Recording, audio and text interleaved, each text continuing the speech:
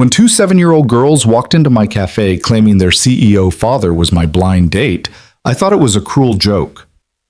But as rain hammered against the windows and these tiny strangers begged me to give their grieving father one more chance, I realized this wasn't about a missed date.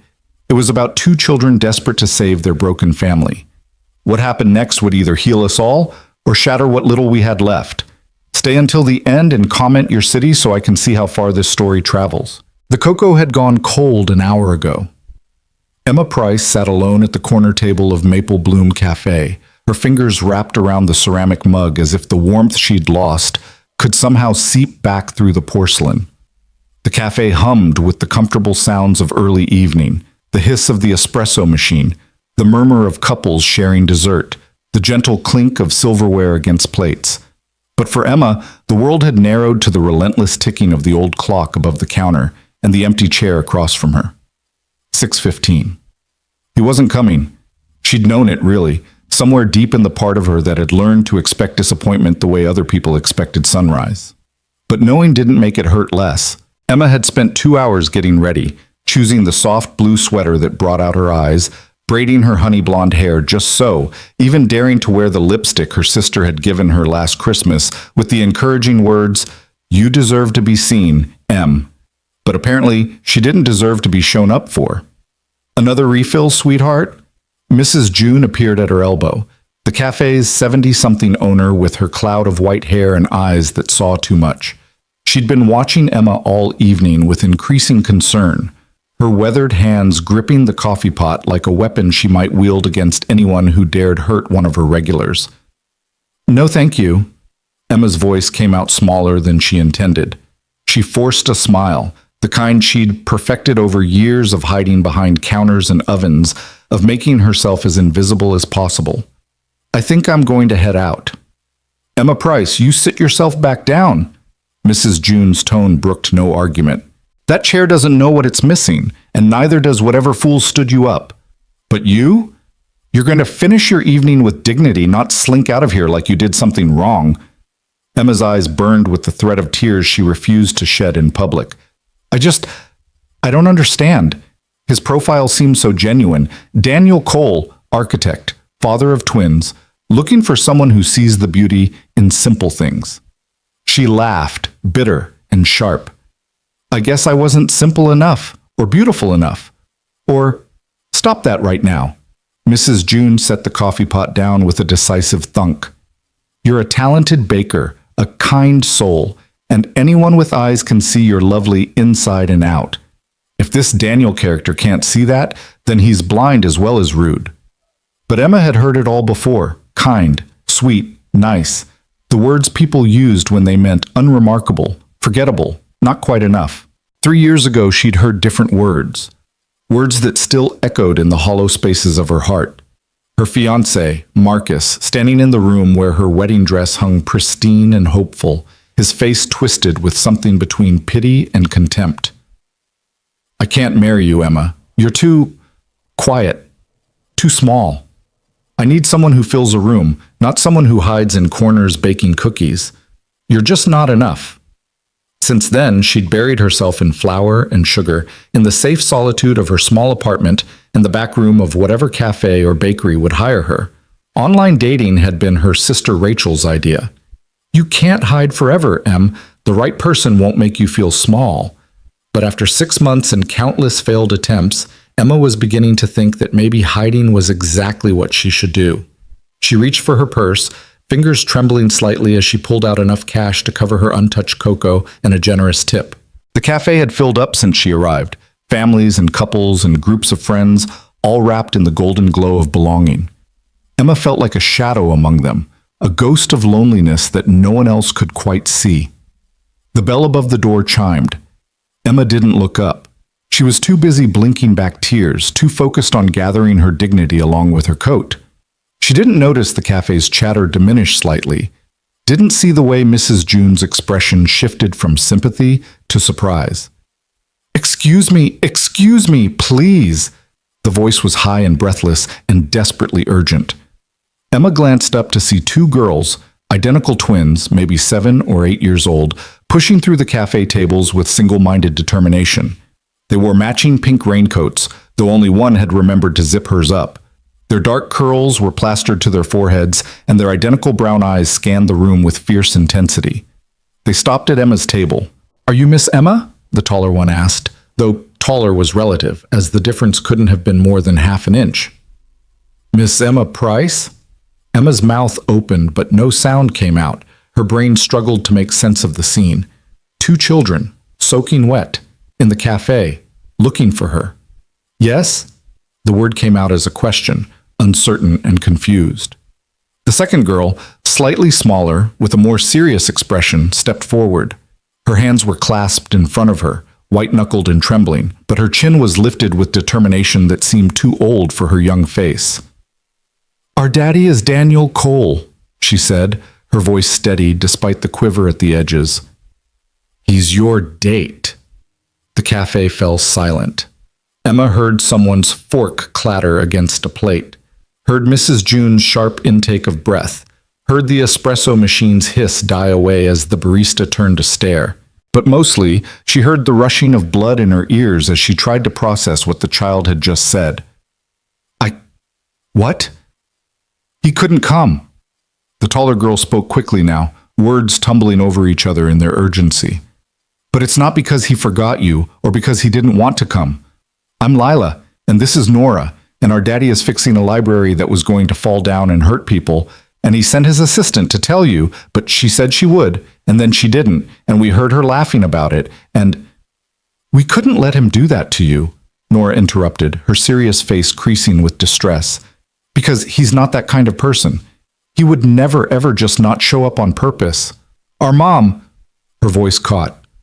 "Our mom died 2 years ago, and he's been so sad, and this was the first time he's tried to meet someone new, and we can't let it be ruined because his mean assistant didn't give you his message." Emma felt like she was falling, even though she was sitting perfectly still. She looked from Lila to Nora, these two rain-soaked girls with their earnest faces and desperate eyes, and saw something that made her chest ache with recognition. Loneliness. The kind that carves out hollow spaces where a family used to be. "Girls," she began softly, "where are your parents? Does your father know you're here?" "He's at the library." Lila pulled out a phone. "An adult's phone," Emma noted with growing alarm. "His site on Riverside Avenue. The old building was condemned, but he's been working day and night to save it because it means something to the community. The roof started collapsing this afternoon during the inspection, and he had to stay to make it safe." "We sneaked out," Nora admitted, her serious expression giving way to worry. "Mrs. Chen next door was watching us, but she fell asleep in front of the TV. We took the bus." You took the bus?" Emma's voice rose despite her best efforts. "Do you have any idea how dangerous—" "We know," Nora said quietly. "But we couldn't let you think our daddy doesn't care. Everyone thinks he doesn't care anymore because he works too much and forgets things and doesn't smile like he used to. But he does care. He cares so much that it hurts him."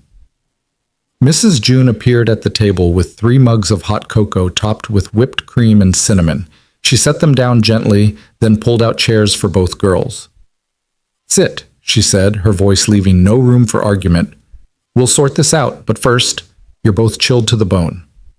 The twins hesitated, looking at Emma for permission. She nodded numbly, still trying to catch up with the rapid turn her evening had taken. The girls slid into the chairs, wrapping their small hands around the warm mugs. "Now then," Mrs. June continued, settling into the 4th chair with the air of someone prepared to get to the bottom of things. "Let's start from the beginning. Your father is Daniel Cole, the architect?" "Yes, ma'am." Lila took a careful sip of cocoa, leaving a whipped cream mustache on her upper lip. "He owns Cole Architecture. He designs buildings that honor both function and beauty while serving community needs." She recited the words like a memorized phrase, probably from a website or brochure. "And your mother passed away?" Mrs. June's voice softened with genuine sympathy. Nora's eyes dropped to her mug. 2 years and 4 months ago, cancer. She made Daddy promise he'd keep living, not just working, but he doesn't know how to do that anymore. He builds things for everyone else, libraries and schools and community centers, but he doesn't know how to fix what's broken for us. Emma's throat tightened. She knew grief, had seen it in her own parents after her grandmother died, had felt its echo in her own losses. But to watch it through the eyes of these two girls who'd lost their mother so young, it was like staring into a well of sorrow that had no bottom. Why was tonight important? Emma heard herself ask. Why a date now? The twins exchanged glances, one of those silent conversations that only siblings, especially twins, could have. Finally, Lila spoke. We made a deal with him. Nora and I, we told him we didn't want to do any more after-school activities, that we wanted to come straight home every day. We just wanted him to be there when we got back, Nora added softly, to have dinner together, to talk, to be a family again, not just three people living in the same house. But Daddy said we needed activities, Lila continued. He said Mom would want us to have full lives, to make friends, to not be sad all the time. So we made a compromise. We joined the drama club and the art class if he'd try to start living again too. If he'd try to find someone who could maybe help him remember how to be happy. Emma felt something crack in her chest, the careful walls she'd built around her heart developing fissures. So he joined the dating app for you? And for him, Nora said, because we think he's lonely too. He doesn't say it, but we hear him sometimes at night in Mom's office, looking at pictures and crying really quiet so we won't know. Mrs. June dabbed at her eyes with the corner of her apron. Lord have mercy, she murmured. That's a heavy burden for such small shoulders. We're not that small, Lila said with a hint of defensiveness. We're almost 8, and we're good at taking care of things. We make our own lunches for school, and we do our homework without being asked, and we don't fight as much as we used to. Because we don't want to make Daddy more sad, Nora explained. He has enough sad already. Emma reached across the table without thinking, covering the girl's small hand with her own. Sweetheart, it's not your job to manage your father's grief. You're children. You should be allowed to be sad too, to fight sometimes, to not have to be perfect. But if we're not perfect, we might lose him too, Nora whispered.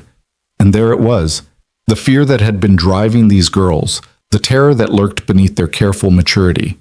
The cafe around them had resumed its normal rhythm, though Emma caught several patrons glancing their way with open curiosity. She should call their father, she knew. Should track down this Daniel Cole and give him a piece of her mind about letting two little girls wander the city alone, deal or no deal. But as she looked at Lila and Nora, at their hopeful faces and their desperate attempt to fix their broken family, she saw herself at that age. Saw the little girl who'd tried so hard to be good enough, quiet enough, perfect enough to earn love. Who'd learned young that being seen meant being judged, and being judged meant being found wanting. Tell me about your father, Emma said instead. What's he like? The twins' faces lit up like sunrise breaking over water. He's really tall, Lila began, and he has kind eyes, even when he's tired. He reads to us every night, even when he gets home really late. Sometimes he falls asleep in the middle of a chapter, but he always remembers where we left off. He makes the best pancakes, Nora added. He puts chocolate chips in them and makes them into funny shapes. He used to do it all the time, but now it's only on special days, like our birthday or Christmas. He never forgets to say, I love you, Lila continued. Every morning before school, every night before bed, and sometimes just randomly when we're watching TV or doing homework, like he needs to remind us, or himself. He draws on napkins, Nora said with a small smile. When we go to restaurants, which isn't very often anymore, he draws pictures on our napkins while we wait for food. Houses and gardens and buildings that don't exist yet. Mom used to collect them in a special box. And he sings in the car, Lila giggled, really badly. Mom used to laugh and cover her ears, but she was smiling. We try to laugh when he does it now, but sometimes it makes him sad because he's remembering her laughing. Emma felt tears sliding down her cheeks and didn't bother to wipe them away. He sounds like a good father. He's the best father, both girls said in unison, with such absolute conviction that Emma felt her heart break and heal simultaneously. Then why would his assistant not give me his message? Emma asked, the question she'd been circling back to since this surreal conversation began. The twins exchanged another loaded glance. Miss Veronica doesn't like that Daddy went on a date, Lila said carefully. She gets really mad when he talks about anything that's not work. She says he should focus on building the company, not other things. She wants to marry him, Nora said bluntly. She told her friend on the phone, we heard her. She said once enough time passed, Daddy would realize she was the logical choice. She doesn't like us very much, Lila added quietly. She says we're complications that make Daddy less marketable to investors. Emma's hands clenched into fists on the table. She said that about you? About children? We're not supposed to know, Nora admitted, but she's not very careful about where she talks on the phone, and we're good at being invisible when we need to be. Another crack in Emma's heart. She knew about being invisible, about learning to take up as little space as possible, about hearing things said about you because people didn't think you mattered enough to guard their words. Mrs. June had been silent through most of this exchange, but now she reached across the table and placed her weathered hand over Emma's clenched fist. You know what you have to do, dear, she said softly. Emma looked up at her confused. What? You're going to go to that library, you're going to meet this Daniel Cole, and you're going to give him a chance to explain himself. Mrs. June, I don't even know him, and I can't take his children. We'll come with you, Lila interrupted eagerly. We can show you where it is, and Daddy will be so happy. He was really nervous about tonight. He changed his shirt 3 times and kept asking us if he looked okay. He put on cologne, Nora added. He never wears cologne. And he printed out a list of things to talk about and questions to ask. It's still on his desk. He forgot it when the emergency call came. Emma felt her resolve wavering. She should say no, should call a taxi for these girls, wait until their father came to pick them up, and then go home to her quiet apartment and her safe, solitary life. That was the reasonable thing to do, the smart thing. But when had reasonable and smart ever led to anything but more loneliness? If I do this, Emma said slowly, we're calling your father first. He needs to know you're safe. He won't answer, Lila said apologetically. When he's working on something dangerous, he puts his phone away so he can concentrate. He says it's disrespectful to the craft to be distracted. Then we're calling someone. Who's watching you? You said a neighbor? Mrs. Chen, she's really nice, but really old. She takes pills that make her sleepy. Emma looked at Mrs. June helplessly. The older woman's expression was firm but kind. I'll call the police non-emergency line, Mrs. June decided. Let them know we have 2 girls here who are safe and sound, and their father is at... where exactly? The Riverside Library restoration site, Nora supplied. On Riverside Avenue between 5th and 6th. I'll have the police do a welfare check. Let Mr. Cole know his daughters are here. Mrs. June stood, squeezing Emma's shoulder. But in the meantime, I think there's no harm in a bit of dinner delivery, is there? The poor man's been working through what should have been his evening off. The least we can do is make sure he eats. Emma understood what Mrs. June was really saying. Give yourself permission to take this chance. Stop hiding behind reasonable and smart. Be brave enough to be seen. I'll pack up some sandwiches, Mrs. June continued, already moving toward the kitchen. And some of those heart-shaped sugar cookies you made this morning, Emma, the ones with the strawberry icing. 20 minutes later, Emma found herself in her small Honda sedan with 2 children she'd known for less than an hour, a basket of food in the passenger seat, and a sense of surreality that made her wonder if she'd fallen asleep at her table and was simply having the world's most vivid dream. Lila and Nora sat in the back seat, buckled in carefully, directing her through the rain-slicked streets. The storm had intensified, rain hammering against the windshield in sheets that made visibility nearly impossible. Emma's hands were white-knuckled on the steering wheel, her anxiety ratcheting up with every turn. Left at the next light, Lila instructed, then straight for 3 blocks. How do you 2 know the way so well? Emma asked, her voice tight with concentration. We come here sometimes, Nora admitted. When Mrs. Chen is watching us and Daddy has to work late, we take the bus and bring him dinner. He thinks Mrs. Chen drives us, but she doesn't know how to drive anymore. Her son took her license away. Girls, that's incredibly dangerous, Emma said, trying to keep her tone gentle despite her alarm. Please tell me you don't do this often. Only when it's important, Lila assured her. When we think he's going to forget to eat. He gets really grumpy when his blood sugar is low. and forgetful. Last week he tried to drive home but forgot where he parked his car.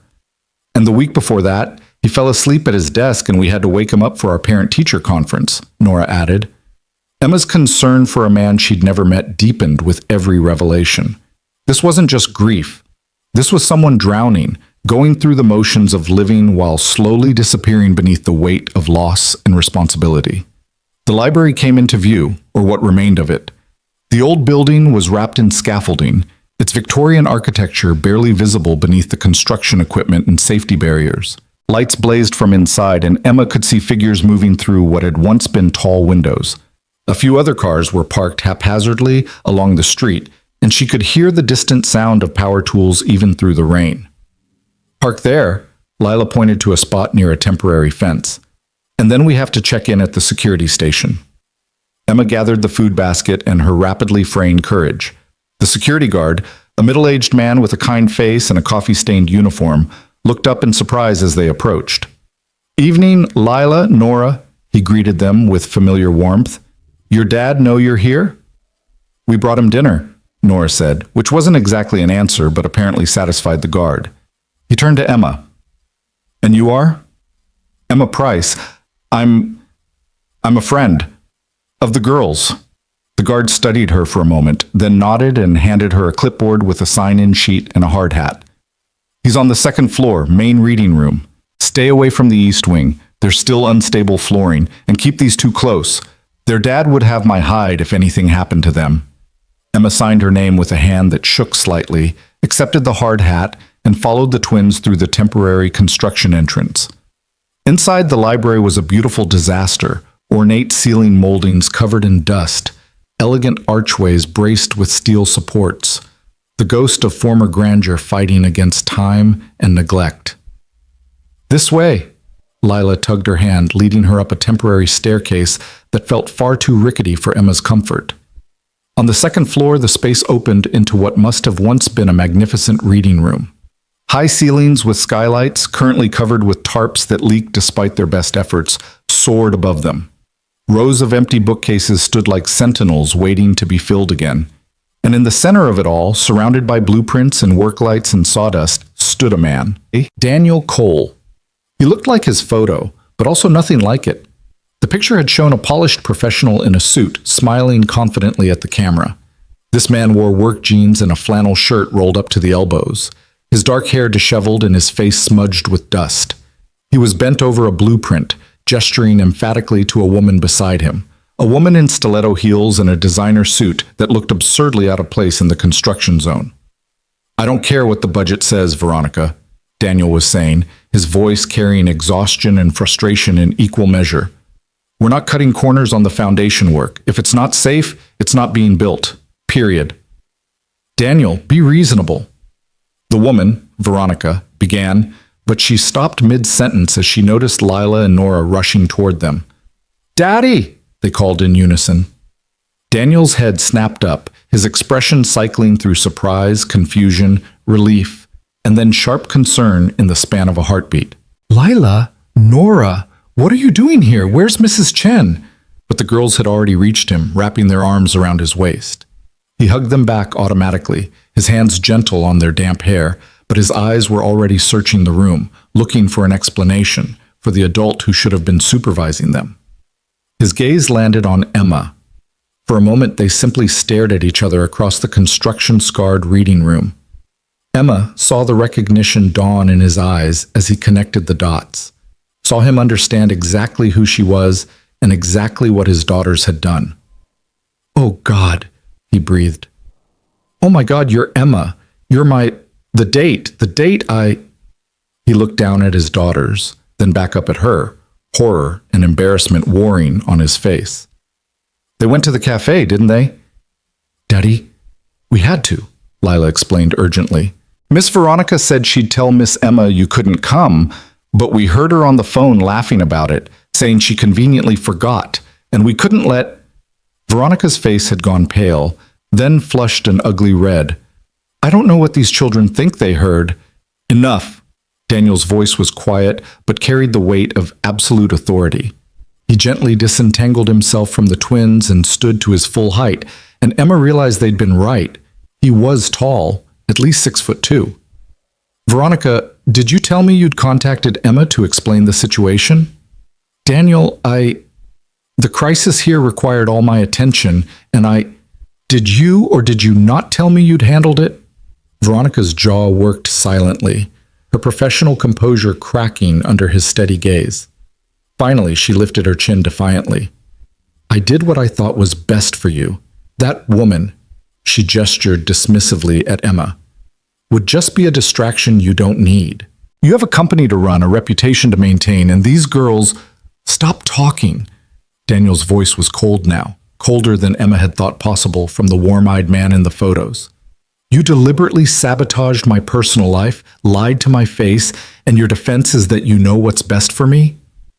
I've been with this company for 5 years, Veronica snapped, her composure shattering completely. I've stood by you through everything, through Julie's illness, through the grief, through the chaos of trying to raise children alone. I've picked up every piece you've dropped, covered every meeting you've missed, managed every crisis. And this is how you repay me? By chasing after some nobody who bakes cookies? The reading room went absolutely silent, except for the rain hammering against the tarped skylights. Emma felt herself shrinking, the familiar instinct to disappear, to not cause trouble, to be less than she was. She took a step back, ready to leave, to let these people sort out their drama without her. But then she felt small hands grab hers, one on each side. Lila and Nora had left their father's side and come to stand with her, flanking her like tiny bodyguards. Miss Emma is not a nobody, Nora said with fierce conviction. She's kind and she makes the best cookies, and she didn't have to come here, but she did because we asked her to. That makes her somebody. And she's pretty, Lila added. And she has sad eyes like Daddy, which means she understands about hearts being broken. Daniel looked at his daughters, then at Emma, and something in his expression shifted. The coldness melted, replaced by a profound weariness and a terrible vulnerability. You're right, he said softly, speaking to the twins but keeping his eyes on Emma. She is somebody, and He ran a hand through his hair, leaving it even more disheveled. I owe her an apology, several apologies, starting with, I'm sorry. For tonight, for this situation, for all of it. He turned back to Veronica. Clean out your desk. I'll have HR email you the termination paperwork and a severance package. You're done here. You're firing me? Veronica's voice rose to a near shriek. Over this? Over her?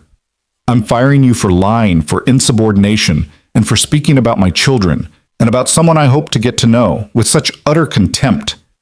Daniel's voice remained level, but Emma could hear the anger simmering beneath it. You're an excellent assistant, Veronica, but you crossed a line, multiple lines. I hope you find a position where your skills are better appreciated, but it won't be here. Veronica grabbed her designer bag with shaking hands, her face twisted with fury and something that might have been heartbreak. You'll regret this, she hissed. When she realizes what a mess you are, when she can't handle the reality of your life, you'll regret choosing her over someone who actually knows you. She stormed past Emma, close enough that Emma could smell her expensive perfume, and then she was gone, her heels echoing down the temporary staircase like angry punctuation marks. The silence that followed felt heavy with unspoken things. I brought sandwiches, Emma heard herself say, and then immediately wanted to sink through the floor. Of all the things she could have said in this moment, that was what came out. But Daniel laughed. A short, surprised bark of sound that seemed to release some of the tension in the room. Sandwiches, he repeated. Honestly, that's the most normal thing that's happened all day. He walked toward her slowly, giving her plenty of time to retreat if she wanted to. Emma found herself rooted to the spot, flanked by his daughters, watching this man, this stranger who didn't feel entirely like a stranger, approach with careful, measured steps. Up close, he was more than his photo suggested. There were lines around his eyes that spoke of laughter that had been missing for too long. A scar on his chin that the camera had been kind enough to minimize. Calluses on his hands from actual work, not just desk designing. And yes, those eyes. Hazel and tired and kind, just as his daughters had described. I'm Daniel, he said, offering his hand, though I think you've probably figured that out. Emma. She took his hand, surprised by the warmth of it, by the way his grip was gentle but not weak. And yes, your daughters were very thorough in their introduction. They tend to be. He glanced down at Lila and Nora with an expression of exasperated love. We're going to have a very long talk about leaving the house without permission, taking buses alone, and recruiting strangers into your schemes. Miss Emma's not a stranger, Lila protested. She's your date. A date? I stood up, Daniel said quietly, his eyes returning to Emma's face. Which is inexcusable, emergency or no emergency. I should have called you myself. Should have made sure you knew what happened. I'm so sorry. Emma saw the sincerity in his face, heard it in his voice, and felt something in her chest unclench slightly. Your daughters explained about the library, about the roof collapse. The east wing ceiling came down during the final inspection, Daniel confirmed. No one was hurt, thank God, but it meant staying to make sure nothing else was structurally compromised. I asked Veronica to call you, to explain, and He trailed off, shaking his head. I trusted the wrong person. Why did you trust her?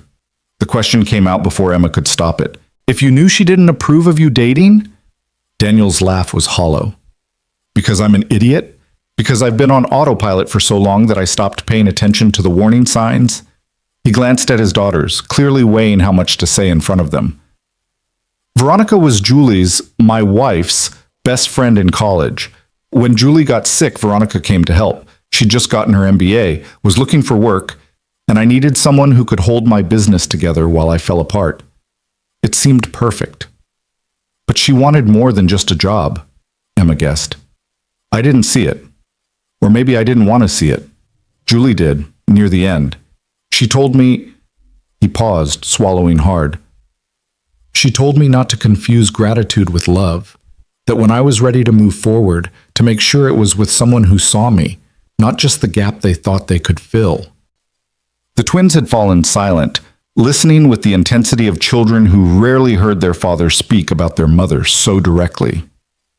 The sandwiches are probably getting cold, Emma said gently, giving them all an out from the heaviness of the moment. And I brought cookies, heart-shaped ones. You brought us cookies? Nora's eyes widened. Nobody brings Daddy cookies. She's a baker, Lila explained to her sister, as if this was the most wondrous revelation.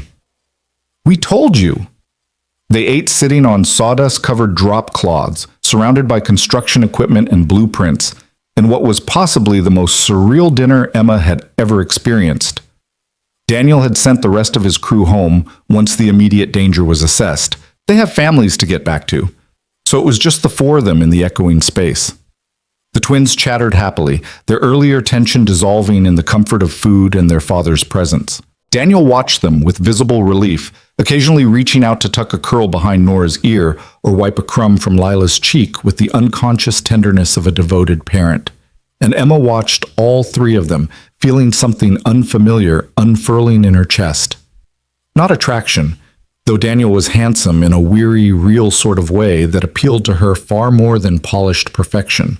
Not even connection exactly, though she felt that too in the quiet spaces between words.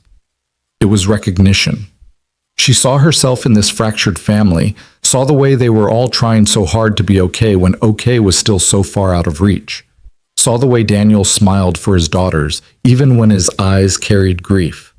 Saw the way the twins monitored their father's reactions, adjusting their behavior to accommodate his pain. Saw the careful dance of people who loved each other but didn't quite know how to be whole together anymore. These are incredible, Daniel said, holding up one of the heart-shaped cookies. Did you make these? This morning, Emma confirmed.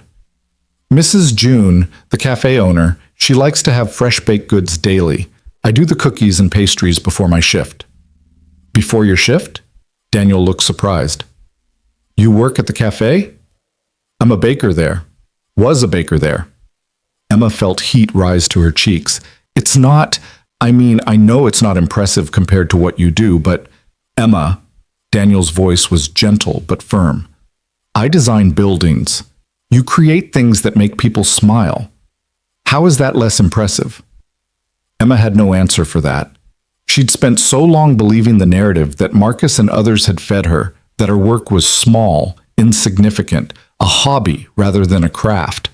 that she'd forgotten how to see it any other way. "Can I look at the plans?" The question surprised her as much as it did Daniel. "For the library, I mean, if that's okay." Daniel's expression shifted to something interested and slightly puzzled. "Sure, any particular reason?" "I studied architecture," Emma admitted quietly. 2 years before I switched paths. I've always loved buildings, the way they shape how people interact with space. She stood, brushing crumbs from her jeans, and walked to where the blueprints were spread across a makeshift table. Daniel followed, the twins trailing behind with cookies in hand. Emma bent over the plans, her eyes scanning the layout with a hunger she'd forgotten she possessed. The library was beautiful, a careful blend of historic preservation and modern functionality. Daniel had clearly worked to maintain the building's original character while updating it for contemporary use. But something nagged at her, some detail that felt off. "Here," she said, pointing to the cafe area that had been designed into the ground floor. "This wall placement, it creates a bottleneck between the cafe seating and the reading nook. People will feel like they're intruding on each other's space." Daniel leaned in, studying where she pointed. "The wall is structural. We can't remove it without major reinforcement." "But you could soften it," Emma suggested, her voice gaining confidence as she spoke the language of design she'd thought she'd left behind. "If you add glass panels here and here, maybe with built-in bookshelves, you maintain the structural integrity but create visual connection. The cafe and reading area would feel like one continuous space instead of separate rooms sharing an awkward threshold." Daniel was silent for a long moment, his eyes moving between Emma and the blueprint. Then he pulled out a pencil and began sketching modifications in the margin of the plans, his movements quick and sure. "Like this?" he asked, angling the paper so she could see. Emma studied his sketch, then nodded slowly. "Yes, exactly like that. And if you extend the cafe counter to here," she traced a line with her finger, "you create a natural flow pattern. People entering from the main door will be drawn through the space without feeling herded." "The reading nook gets more natural light this way too," Daniel murmured, adding another note. "And if we echo the glass panels in the ceiling treatment above—" He sketched quickly, and Emma watched his vision take shape on paper. It was beautiful. "You have a gift for this," Daniel said quietly, looking up from the plans to meet her eyes. "Why did you stop?" The question hung in the air between them, heavy with implications. Emma felt the twins watching her, felt Daniel's genuine curiosity, and something else. An understanding that he knew about giving up on dreams, about choosing smaller, safer paths because the big ones hurt too much when you failed. "Someone told me I wasn't good enough," Emma said simply, "and I believed them." Daniel held her gaze. "Were they right?" "No," Emma said, and realized as she spoke that she meant it. "No, they weren't, but by the time I figured that out, I'd already built a different life." "Lives can be rebuilt," Daniel said softly. "Trust me, I'm an architect. I know about structural reform." Lila tugged on Emma's sleeve. "Does this mean you'll go on another date with Daddy? A real one this time, where he actually shows up?" The spell broke, and Emma laughed despite herself. "Subtle, Lila. Very subtle." "I'm not being subtle," Lila said seriously. "I'm being direct. Mrs. Chen says being direct saves time." "Mrs. Chen is wise," Daniel said dryly. He looked at Emma, and she saw vulnerability there, raw and real. "But she's not wrong. I would very much like to try this again, properly. If you're willing to give us, another chance."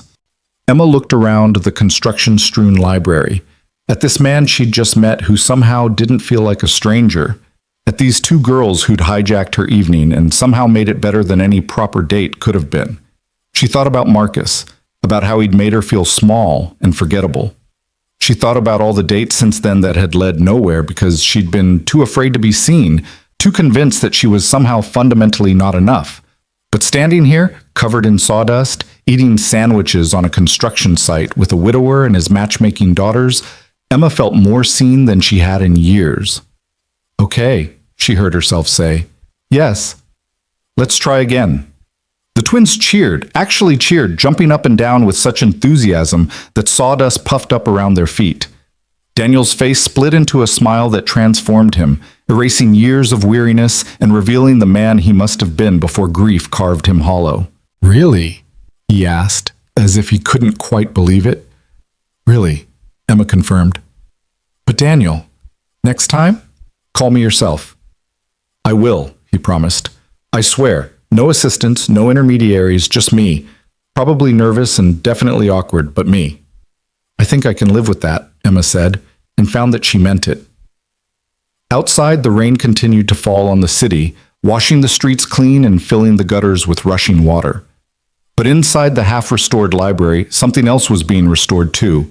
Something more fragile than architecture, but just as important: hope. And sometimes, that's all you need to start rebuilding. The next morning arrived with the kind of crystalline sunlight that follows heavy rain, as if the world had been scrubbed clean overnight. Emma stood in her tiny kitchen, flour dusting her forearms, trying to focus on the batch of cinnamon rolls rising on the counter instead of replaying the previous evening in her mind for the 100th time. It didn't work. Every time she closed her eyes, she saw Daniel smile when she'd agreed to another date, heard Lila and Nora's delighted cheers echoing through the construction site, felt the unexpected warmth that had bloomed in her chest when Daniel had looked at her blueprint suggestions with genuine respect, treating her abandoned architecture knowledge as something valuable rather than a failed dream best forgotten. Her phone buzzed on the counter, startling her out of her reverie. A text from an unknown number. "This is Daniel. Lila insisted I save your number under Emma Who Makes Good Cookies, but I overruled her. Thank you again for last night, for coming, for being kind to my daughters, for not calling the police on them for their unauthorized adventure. Dinner Friday? I promise to actually show up this time. D." Emma read the message 3 times, a smile tugging at her lips despite her best efforts to remain cautious. She was typing a response when her phone rang. Mrs. June's name flashed on the screen. "Good morning, dear." The older woman's voice was warm but carried an undercurrent of concern. "I was hoping you could come by the cafe early today, before your shift. There's something we need to discuss." 20 minutes later, Emma pushed through the cafe's front door to find Mrs. June sitting at the corner table, the same table where Emma had waited for Daniel just yesterday. The coincidence felt pointed, deliberate. "Sit down, sweetheart," Mrs. June gestured to the chair across from her. "Coffee's fresh." Emma sat, accepting the mug Mrs. June slid across to her with growing apprehension. "What's wrong?" Mrs. June didn't waste time on preamble.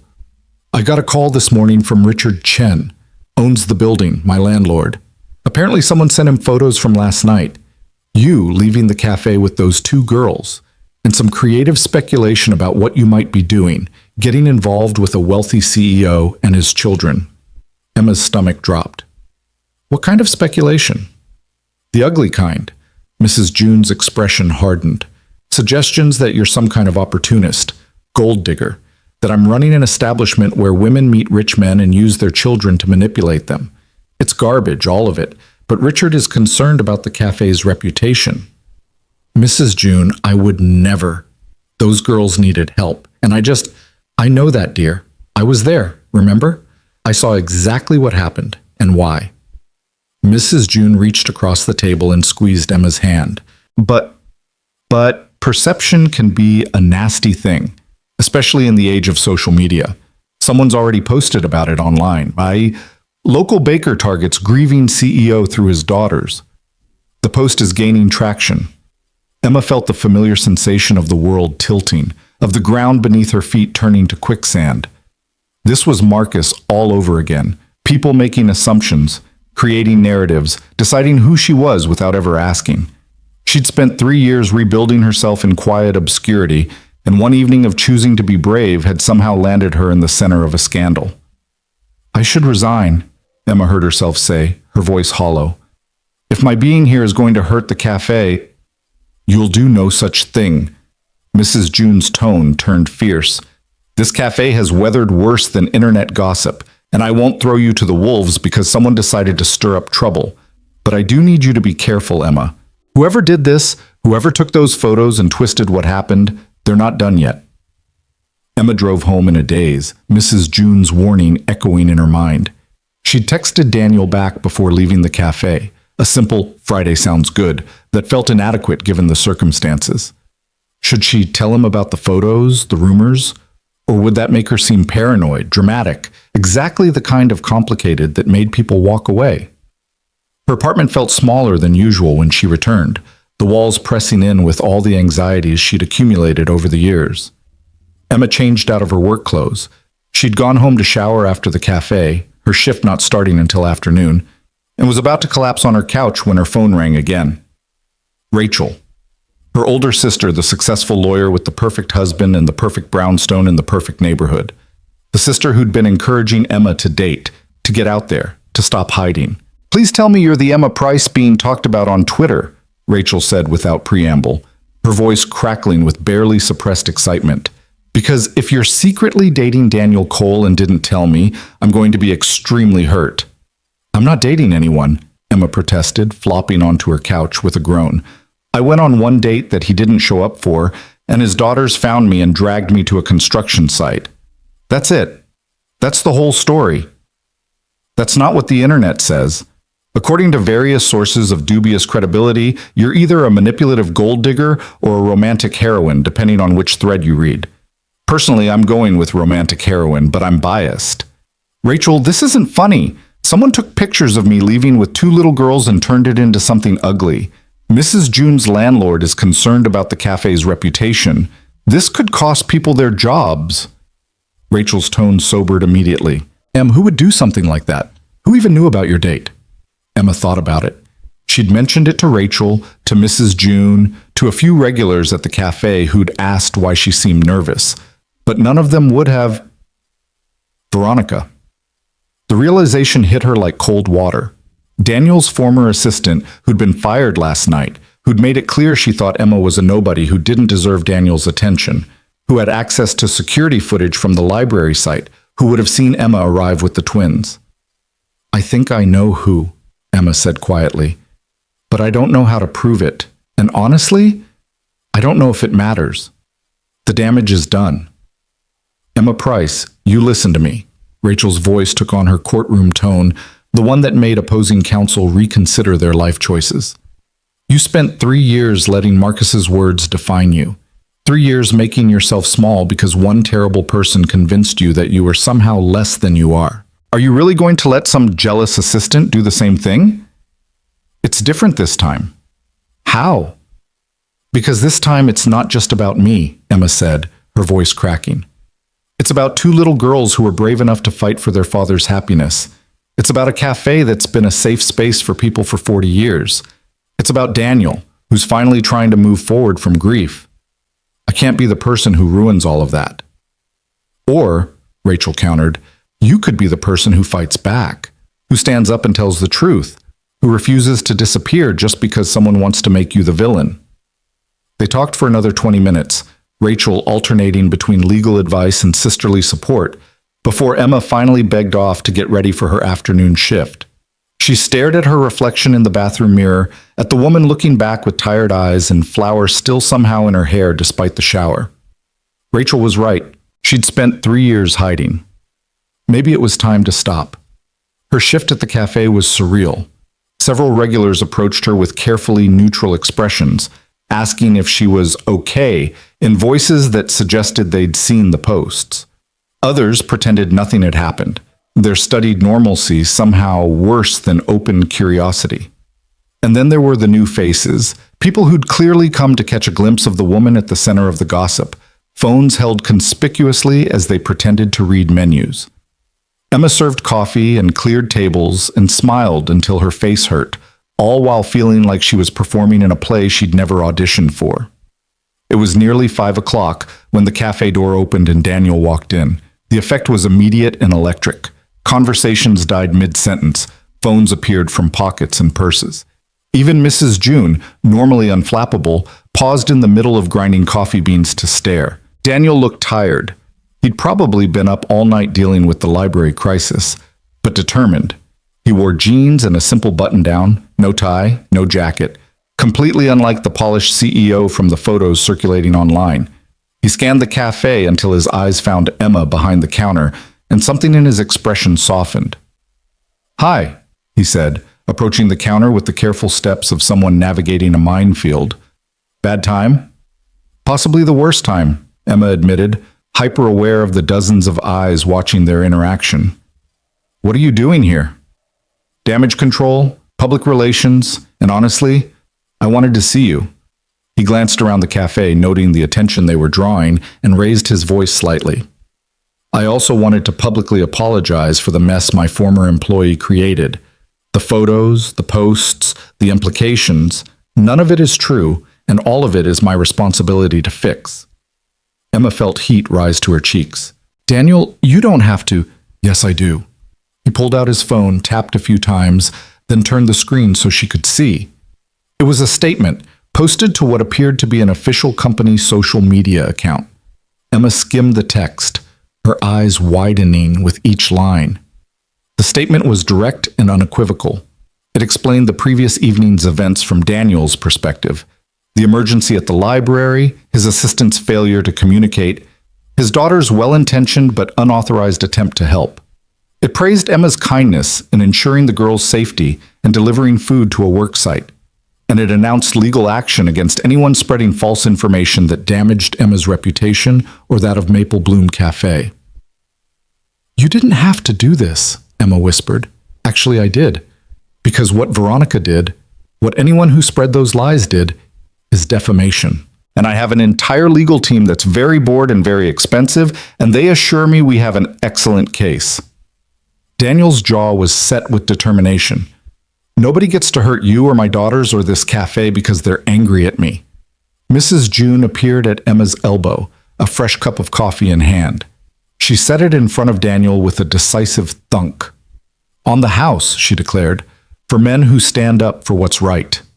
Daniel accepted it with a grateful nod, then turned back to Emma. I know Friday seems far away right now, and I'll understand if you want to cancel. This is a lot to deal with, and we barely know each other. But I need you to know, my daughters haven't stopped talking about you, about how you didn't treat them like they were burdens or complications, about how you looked at my blueprints like they mattered, about how you have sad eyes like Daddy, which apparently means you understand things. Emma felt tears threatening and blinked them back furiously. They're remarkable girls. They are. And they have terrible judgment when it comes to safety and boundaries, which we're addressing in family therapy starting next week. But their judgment about people? Daniel's smile was crooked and genuine. That's never been wrong. He finished his coffee, left a tip that would have covered 10 drinks, and headed for the door. But he paused at the threshold and looked back. Friday, 7 o'clock. I'll pick you up myself. And Emma, I'm really looking forward to it. After he left, the cafe erupted into speculation and chatter. But Emma noticed something had shifted. The energy felt different. Less prurient curiosity, more genuine interest. Mrs. June caught her eye from across the room and nodded with satisfaction. Sometimes, Emma thought, the best way to fight rumors was with truth. Loud, public, unequivocal truth. The rest of the week passed in a blur of new normal. The posts about Emma didn't disappear. The internet had too long a memory for that. But they were buried under Daniel's statement and a surprising groundswell of support from locals who frequented the cafe. Several regulars posted their own accounts of Emma's kindness, her skill as a baker, her quiet presence in the community. It wasn't enough to erase the damage completely, but it was enough to shift the narrative.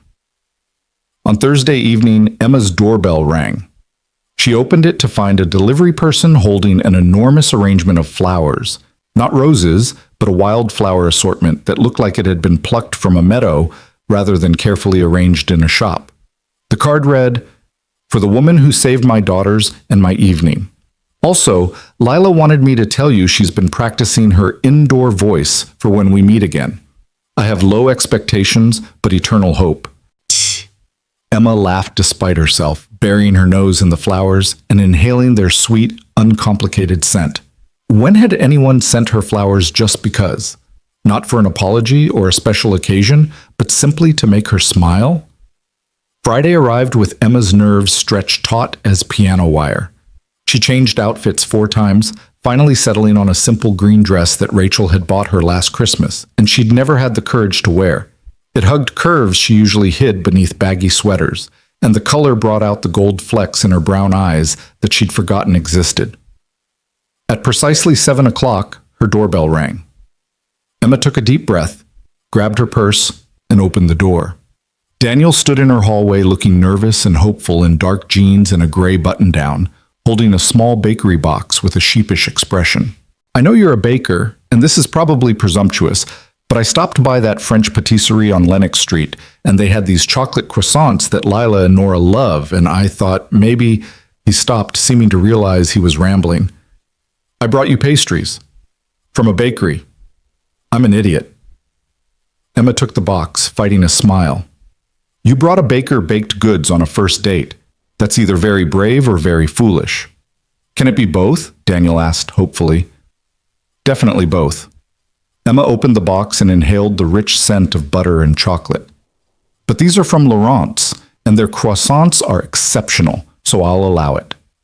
They took Daniel's car, a sensible sedan that surprised Emma, who'd half expected something flashier given his CEO status. The interior was cluttered with children's drawings, empty juice boxes, and what appeared to be half a toy spaceship. "Sorry about the mess," Daniel said, hastily clearing the passenger seat. "The girls insisted on coming car shopping with me last year, and they vetoed anything that felt too fancy to eat crackers in." "Smart girls," Emma said, settling into the seat that still bore crayon marks on the center console. They drove through the city as twilight painted the sky in shades of purple and gold. Daniel had chosen a small Italian restaurant in a quiet neighborhood, the kind of place locals knew about but tourists never found. It was intimate without being pretentious, warm without being crowded. Over pasta and wine, they talked, really talked, in a way Emma hadn't with anyone in longer than she could remember. Daniel told her about architecture school, about the professor who'd told him that buildings were conversations between past and future, about meeting Julie at a gallery opening where they'd argued for an hour about whether modern architecture respected or erased history, about the moment he'd known he would marry her, not some grand romantic gesture, but a quiet morning watching her sketch designs for a community center, realizing he wanted to watch her create things forever. "I thought I'd never want to talk about her again," Daniel admitted, swirling wine in his glass. "After she died, everyone wanted to share their memories, and it felt like being flayed alive every single time. But with you, I don't know. It doesn't hurt the same way." "Because I didn't know her," Emma said gently. "I'm not trying to keep her alive or help you let her go. I'm just listening." "That's exactly it." Daniel's eyes met hers across the table. "You're not trying to fix anything. You're just here." Emma told him about her own history, about Marcus, about the wedding dress that had hung in her closet for 6 months after he left, because she couldn't bear to look at it but couldn't throw it away. About her parents' well-meaning concern that had slowly transformed into disappointment when she'd abandoned architecture for baking. About the strange comfort she'd found in flour and sugar, in creating things that were meant to be consumed and enjoyed rather than analyzed and judged. "Do you miss it?" Daniel asked. "Architecture?" "Every day," Emma admitted, "but I convinced myself I wasn't good enough, that Marcus was right when he said I didn't have the vision or the courage for it." "He was wrong." Daniel's voice was firm. "I saw what you did with those library plans, Emma. That wasn't luck or accident. That was training and talent and an eye for how people interact with space. That's architecture." They argued playfully about whether modern architecture had lost its soul, about the ethics of gentrification, about the best way to incorporate sustainable design without sacrificing aesthetics. Emma found herself leaning forward, gesturing with her hands, speaking with a passion she'd forgotten she possessed. And Daniel watched her with an attention that felt like being seen under sunlight after years in shadow. Dessert arrived, tiramisu they shared from one plate, taking turns with spoons and stealing bites from each other with increasing boldness. Emma felt young in a way she hadn't in years, untethered from the weight of past disappointments. "I should tell you," Daniel said as they walked to his car after dinner. "The girls have already planned our wedding. It involves a bouncy castle, your heart-shaped cookies as wedding cake, and a ceremony in the library once it's finished. I've tried to explain that we've had one actual date, but they're not hearing it." Emma laughed, the sound genuine and free. "A bouncy castle?" "They're very firm on that point. Also, you'll apparently wear a dress like Cinderella, but less blue, and I'll wear something that makes you look less tired, Daddy." Daniel's smile was rueful. "They have opinions." "They love you," Emma said simply. "That's not opinion, that's fact." They drove back through the city, conversation flowing easy as breathing.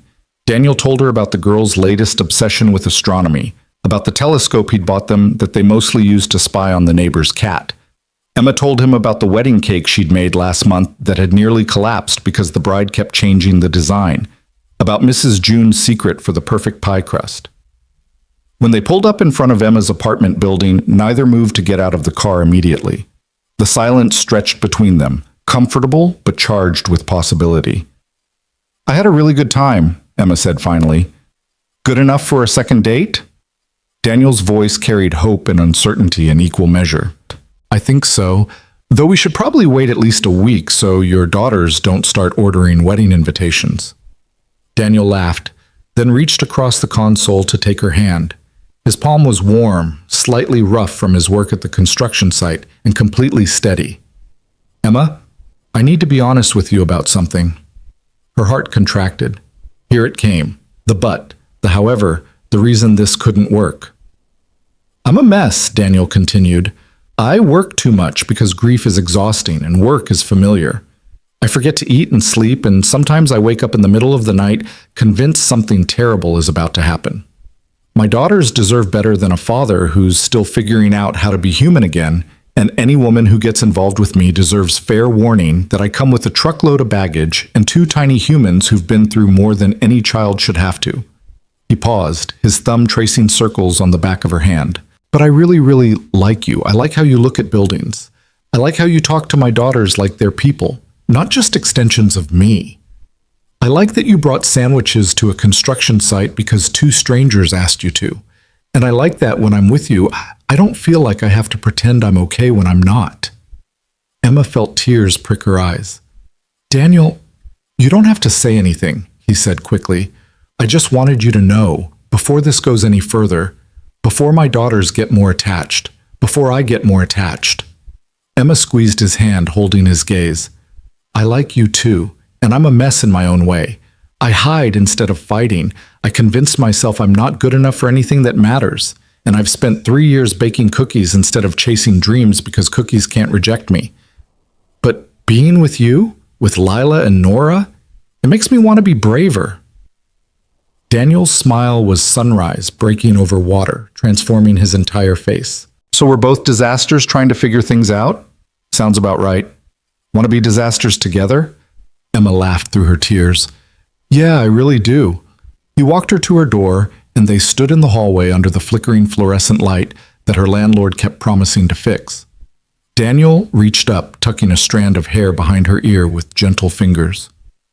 "I'm going to kiss you now," he said softly. "If that's okay." "That's okay," Emma whispered. The kiss was sweet and tentative, a question rather than a demand. His lips were soft against hers, his hand cradling her face like she was something precious. It lasted only a moment, but in that moment, Emma felt something fundamental shift inside her. This was what it felt like to be chosen, not as a consolation prize or a convenient option, but as someone worth showing up for. When they finally pulled apart, both slightly breathless, Daniel rested his forehead against hers. "Friday was worth waiting for," he murmured. "It really was," Emma agreed. She watched him drive away, then floated up the stairs to her apartment in a daze. Her phone buzzed with a text before she'd even closed the door. "Made it home. Girls are demanding full report. Told them we had spaghetti and talked about buildings. They're disappointed by the lack of drama. Thank you for tonight. For giving me, us, a chance. Sleep well." "D," Emma typed back. "Tell them the spaghetti was excellent and your company was better. Sweet dreams to all three of you." She fell asleep smiling, flour dust still under her fingernails, her heart fuller than it had been in years. But while Emma slept elsewhere in the city, Veronica Chen sat in her pristine apartment, scrolling through the social media posts about Emma and Daniel with increasing fury. The statement Daniel had posted hadn't just embarrassed her, it had cost her the severance package her lawyer said she might have been able to negotiate. It had cost her reputation in the industry, her connections, her carefully constructed 5-year plan. And it was all because of one insignificant baker who'd gotten lucky. Veronica opened her laptop, fingers flying across the keyboard as she composed emails to every industry contact she had, every reporter who'd ever covered coal architecture, every blogger who thrived on corporate drama. If Daniel wanted to play white knight for his little girlfriend, fine. But Veronica knew things about coal architecture, about the financial struggles after Julie's medical bills, about the projects that had gone over budget, about the clients Daniel had alienated with his grief-driven absences. She'd been loyal for 5 years. She'd saved his company, kept his secrets, covered his mistakes. And this was how he repaid her? By morning, Emma would understand exactly what it meant to date Daniel Cole. And Daniel would learn that some doors, once closed, could never be opened again without consequences. Veronica hit send on the first email and smiled. Sometimes revenge was just good business. Emma woke to 17 missed calls and a phone that wouldn't stop buzzing. Sunlight streamed through her bedroom curtains with the cheerful insistence of a morning that had no idea it was about to become a nightmare. She grabbed her phone, squinting at the screen, and felt her stomach drop as she saw the notifications flooding in. Rachel had called 6 times. Mrs. June 4. Daniel 7. And beneath those were text messages, dozens of them, all saying variations of the same thing. Have you seen the news? Call me immediately. Emma, don't read anything online until we talk. With trembling fingers, Emma opened her browser and typed her own name into the search bar. The results loaded, and for a moment she couldn't breathe. The headlines screamed across multiple news sites and blogs. Coal architecture on brink of collapse, CEOs romance a distraction. Inside the financial crisis at Coal Architecture, when grief meets greed. Daniel Cole's dead wife's medical bills nearly bankrupted company. New girlfriend timing, suspicious. Emma scrolled through article after article, each one more damning than the last. They detailed Coal Architecture's financial struggles with surgical precision, the projects that had gone over budget during Julie's illness, the clients who'd pulled contracts after Daniel's grief-stricken absences, the loans taken out to cover medical expenses that insurance wouldn't touch, numbers and dates and cold, hard facts that painted Daniel as a man barely holding his company together. And woven through it all was Emma herself, cast as either a gold digger targeting a vulnerable widower or a naive fool being used to rehabilitate Daniel's public image. One article even included a photo from her failed wedding day. She had no idea how they'd gotten it, with a caption suggesting she had a pattern of targeting successful men. Her phone rang. Rachel. Don't read the comments, her sister said immediately. Emma, I know you've already looked, but whatever you do, don't read the comments section. Too late. Emma's voice sounded hollow even to her own ears. The comments were exactly what she'd expected, vicious, speculative, reducing her entire existence to a cautionary tale or a punchline. People who'd never met her had decided who she was, what she wanted, why she deserved whatever happened to her. This is Veronica, Rachel continued, her lawyer voice sharp with certainty. It has to be. Only someone with inside access to Coal Architecture's financials could have leaked this much detail. Daniel needs to sue her into the ground. Rachel, I can't... Emma's breath hitched. I can't be the reason his company falls apart. I can't be the reason his daughters see their father dragged through the media. We've had one real date. One. This isn't worth destroying his life over. Emma Price, you listen to me right now. Rachel's tone turned fierce. This is not your fault. You are not responsible for someone else's vendetta. You are not responsible for protecting Daniel from consequences that aren't yours to bear. And you sure as hell are not going to run away and hide because some bitter woman decided to weaponize private information. But Emma barely heard her. She was already spiraling, already constructing the narrative of how she'd ruin everything she touched, already planning her exit strategy. It was Marcus all over again, except this time she wasn't just disappointing one person. She was potentially destroying a company, damaging 2 little girls' lives, becoming the scandal that would follow Daniel forever. Her phone buzzed with another call. Daniel. She let it go to voicemail, unable to face him, unable to hear the inevitable regret in his voice when he realized what being with her would cost. Instead, she called Mrs. June. I need to take some time off. Emma said before the older woman could speak. A week, maybe 2. I know it's short notice, but I can't come in right now. People will recognize me and they'll make it about the cafe again, and I won't let that happen. There was a long silence on the other end of the line. Then Mrs. June's voice, gentler than Emma had ever heard it. You're running. I'm protecting people I care about.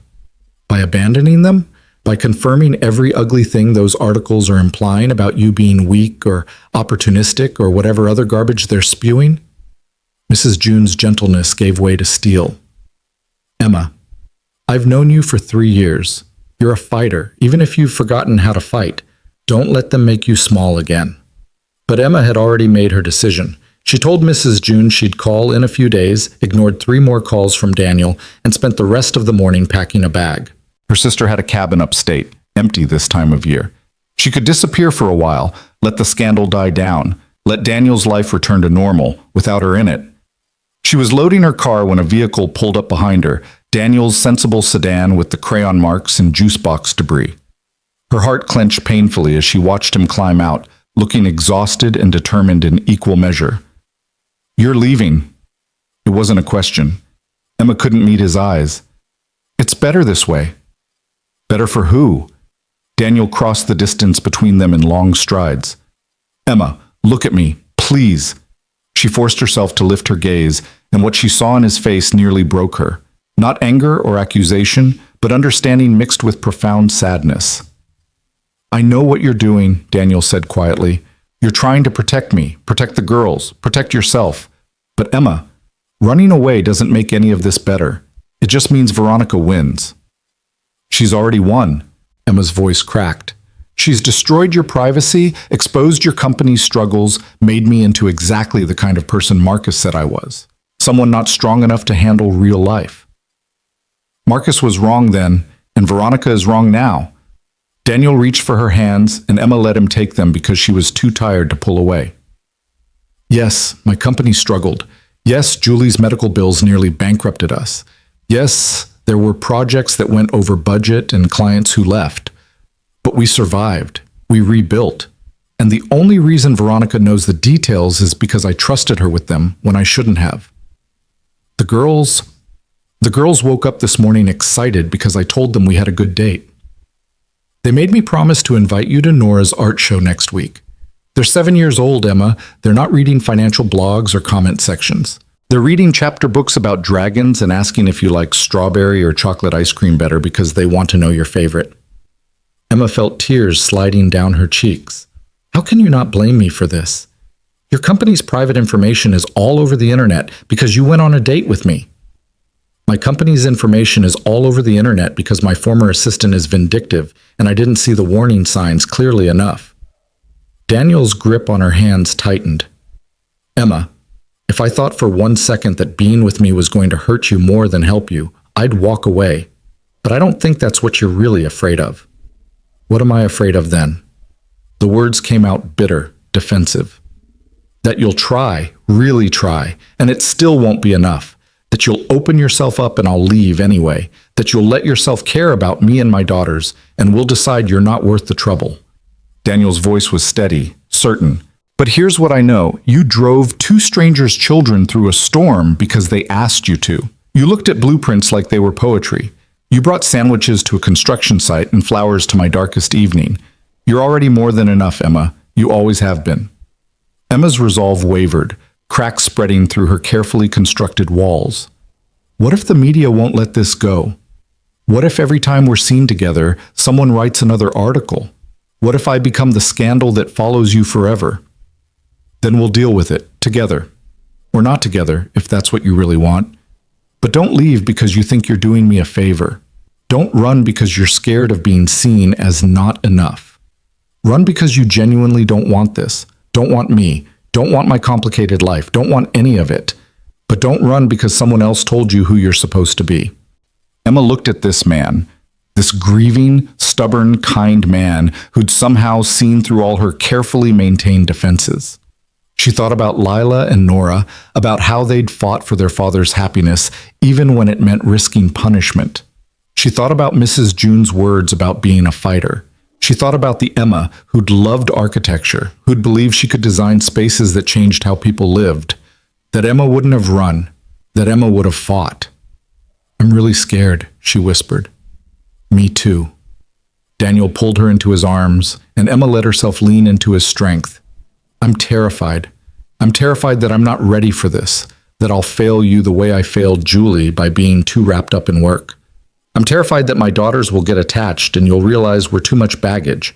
I'm terrified that Veronica was right and I'm too much of a mess to be good for anyone." Emma pulled back slightly to look at his face. "You didn't fail Julie. I wasn't there enough. When she was sick, I was trying to save the company, trying to secure our future, trying to be the provider she needed. And I missed time I can't get back." "She knew you loved her," Emma said with absolute certainty. "Your daughters know you love them. That's not failing, Daniel. That's being human." They stood in the parking lot of her apartment building, holding each other while the world spun its stories around them. Eventually, Daniel's phone rang, his business line, which meant it was probably important. He glanced at the screen and sighed. "I have to take this. Emergency damage control meeting with my legal team and PR consultants." He cupped Emma's face in his hands, his thumbs brushing away the tear tracks on her cheeks. "Will you stay? Will you at least not leave town while we figure this out?" Emma thought about her packed bag, about the cabin upstate, about all the times she'd chosen hiding over fighting. Then she thought about two little girls who wanted to know her favorite ice cream flavor, about a man who looked at her like she was someone worth showing up for, about the person she'd been before Marcus convinced her she was too small for big dreams. "I'll stay," she said finally. "But Daniel, if this gets worse, if the press starts targeting Lila and Nora, then we'll deal with it. But Emma, they're not going to because there's nothing there. You're not a gold digger. I'm not using you for PR. We're just two people who went on a date and liked each other. The truth is boring, which means eventually the media will move on to the next scandal." He kissed her forehead, then her cheek, then her lips, soft and sweet and full of promise. "I'll call you after the meeting. And Emma, thank you for staying, for being brave enough to try." After he drove away, Emma stood in the parking lot for a long moment before finally unloading her bag from the car and carrying it back upstairs. Her phone rang again. Rachel, probably checking to make sure she hadn't fled to Mexico. Emma answered. "I'm staying," she said before her sister could ask. "Good, because I've been doing some digging, and I think we might have grounds for a harassment lawsuit against Veronica. Also, someone leaked her connection to several previous corporate espionage cases. Turns out your Daniel's former assistant has a history of stealing proprietary information from employers she feels wronged her." "She what?" "She's done this before. 3 times that I can find evidence of, twice resulting in settlements that included NDAs. She's smart about it. Waits until she has leverage, then uses insider information to damage the company's reputation when she doesn't get what she wants. In this case, what she wanted was Daniel." Emma sank onto her couch, mind reeling. So this wasn't just about being fired? Oh, it was about being fired. But it was also about 5 years of building toward a goal and having someone else, you, show up and disrupt her plans. She's not just vindictive, Emma. She's calculating. And she made a mistake this time by going after someone with nothing to lose. What do you mean? You're not a company with a reputation to protect. You're not a public figure worried about image. You're a baker who got dragged into a mess not of your making, which makes you sympathetic. And Daniel's legal team knows it. They're going to bury her. The meeting Daniel mentioned stretched from morning into afternoon. He texted Emma periodic updates. Lawyers talking in circles. PR team suggests joint interview to control narrative. Absolutely not. Someone brought terrible coffee, and I miss your cookies. Each message made Emma smile despite the churning anxiety in her stomach. At Maple Bloom Cafe, Mrs. June was dealing with her own crisis. The morning rush had brought not just regulars but reporters, actual journalists with cameras and microphones, asking about Emma, about Daniel's visit to the cafe, about the scandal. Mrs. June had thrown them all out with the kind of righteous fury that would have made her Methodist minister mother proud. "This is a place of peace and good coffee," she'd declared, wielding a wooden spoon like a weapon. "Not a circus for vultures. Get out, and don't come back until you remember how to be decent human beings." but the damage was spreading. By noon, Richard Chen called again. The cafe's landlord was facing pressure from other tenants in the building, from business partners, from people who thought being associated with that scandal cafe was bad for their own reputations. "I'm sorry, June," Richard said, and he did sound genuinely apologetic. "But I have to think about the building as a whole. Maybe it's time to consider selling. You've had a good run, but..." "Nothing, Mrs." June interrupted. "I've been in this location for 40 years, Richard. 40 years of serving this community, of being a safe space for people who needed one. And you want me to sell because some bitter woman spread lies on the internet? Because a young baker dared to go on a date with someone successful? It's not that simple. It's exactly that simple. And if you can't see that, then maybe I need to talk to a lawyer about whether trying to force me out over manufactured scandal violates the terms of my lease." She hung up before Richard could respond, her hands shaking with anger and fear. The cafe was her life's work, her legacy. She'd weathered economic downturns and changing neighborhoods and the rise of chain coffee shops. But she'd never faced anything quite like this. The weaponization of narrative, the way truth could be buried under speculation and half-facts. That evening, Emma finally ventured out to the cafe despite her earlier promise to stay away. She arrived after closing when the chairs were upturned on tables, and Mrs. June was counting the register with reading glasses perched on her nose. "I'm so sorry," Emma said from the doorway. "Mrs. June, I never meant..." "Stop apologizing for things that aren't your fault." The older woman looked up, and Emma was shocked to see tears in her eyes. "Emma, dear, I've been thinking about why this has gotten so ugly, so fast. And I think it's because you represent something people don't want to acknowledge." "What's that?" "That second chances exist, that broken people can heal, that grief doesn't have to be permanent, and loneliness doesn't have to be forever." Mrs. June came around the counter, taking Emma's hands in her weathered ones. "Daniel lost his wife and spent 2 years drowning. You lost your confidence and spent 3 years hiding. And when you found each other, when two broken people started to heal together, it made everyone who's still broken uncomfortable. Because if you can do it, then they have to ask why they can't." Emma felt the truth of those words settle into her bones. "I don't know if I'm healing. I feel like I'm barely holding it together." Healing isn't neat or linear, dear. It's messy and complicated, and sometimes it means standing in a parking lot deciding whether to run or stay. And you stayed. That's healing. They sat together in the quiet cafe, drinking tea and not talking about the reporters or the articles or the uncertain future. Eventually, Emma's phone buzzed with a text from Daniel. "Meeting finally over. Can I see you? I know it's late, but I have something to tell you. Something good, I think." Emma showed the message to Mrs. June, who smiled and shooed her toward the door. "Go." "And Emma? Whatever happens next, you're stronger than you think. Remember that." Daniel was waiting outside Emma's apartment building, leaning against his car in the evening darkness. He looked exhausted, but relieved to see her, pulling her into a hug before she could even say hello. "I have news," he said into her hair. "Some good, some complicated." They went up to her apartment. Daniel's first time seeing it, Emma realized with a flutter of self-consciousness. It was small but cozy, filled with plants and the lingering scent of vanilla from the candles she burned while baking test recipes. Daniel looked around with genuine interest, pausing at the small shelf where she'd displayed some of her architecture school projects. "You kept these?" he said softly, touching the edge of a building model she'd made in second year. "I couldn't throw them away, even when I thought I'd never use any of it again."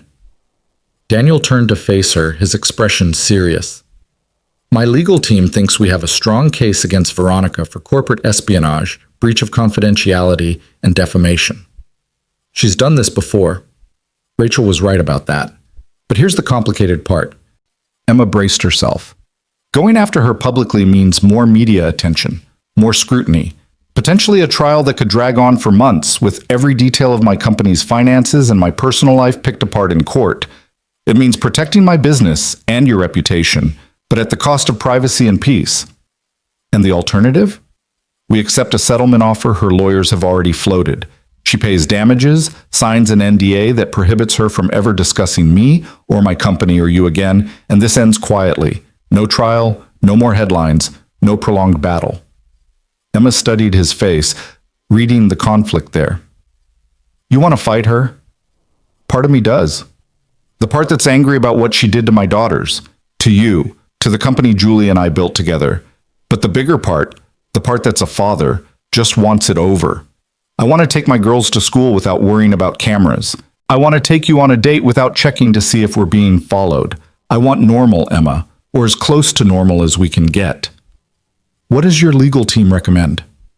They say fight. They say people like Veronica need to face consequences, or they'll do it again to someone else. And they're probably right. Daniel ran a hand through his hair, the gesture achingly familiar after just one date. But I keep thinking about what Julie said near the end, about how the most important thing wasn't winning or being right. It was being present for the people who mattered. Emma moved closer, taking his hands. Then let it end. Take the settlement. Let her sign her NDA and disappear. Because Daniel, they're right that she might do this again. But that's not your responsibility to prevent. Your responsibility is to your daughters and to yourself and to building a life that's about more than fighting battles. Relief washed over Daniel's features. You're sure, because this affects you too. If we settle, people might think the allegations had merit, might think we're hiding something. Let them think what they want.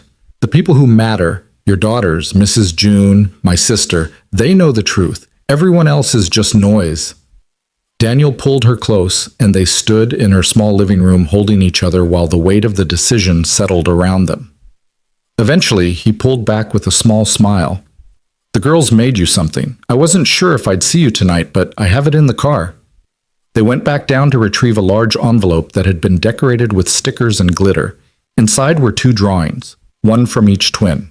Lila had drawn Emma standing in front of the library, holding a tray of cookies, with a speech bubble that said, "Welcome to the best library ever."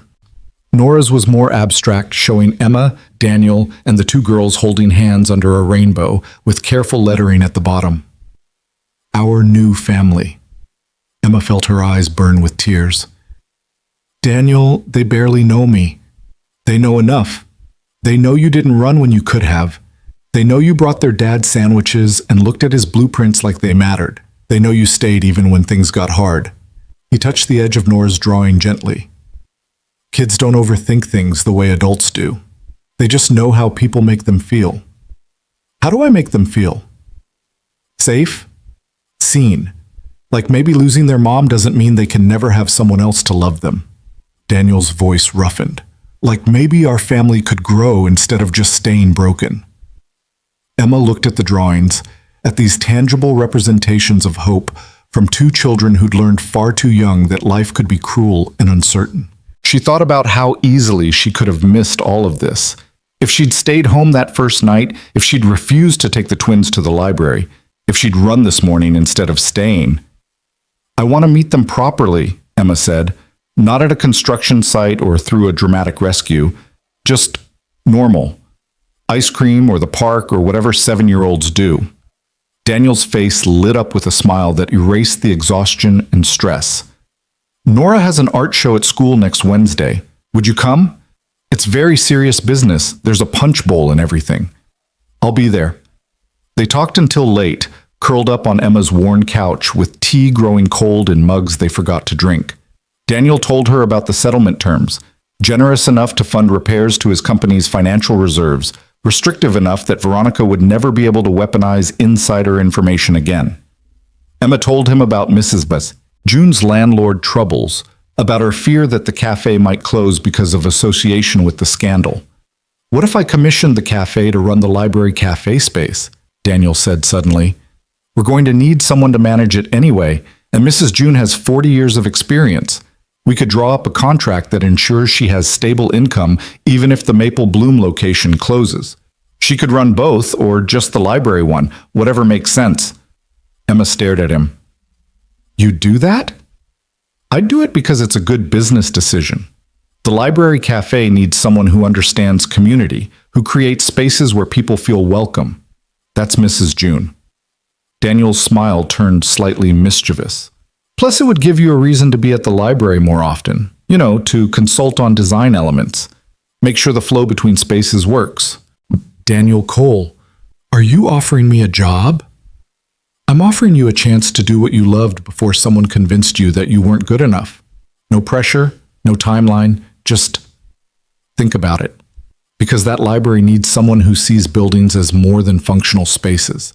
Someone who understands how architecture can change lives.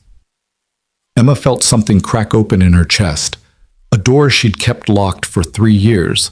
A possibility she'd stopped letting herself imagine. I don't have my degree.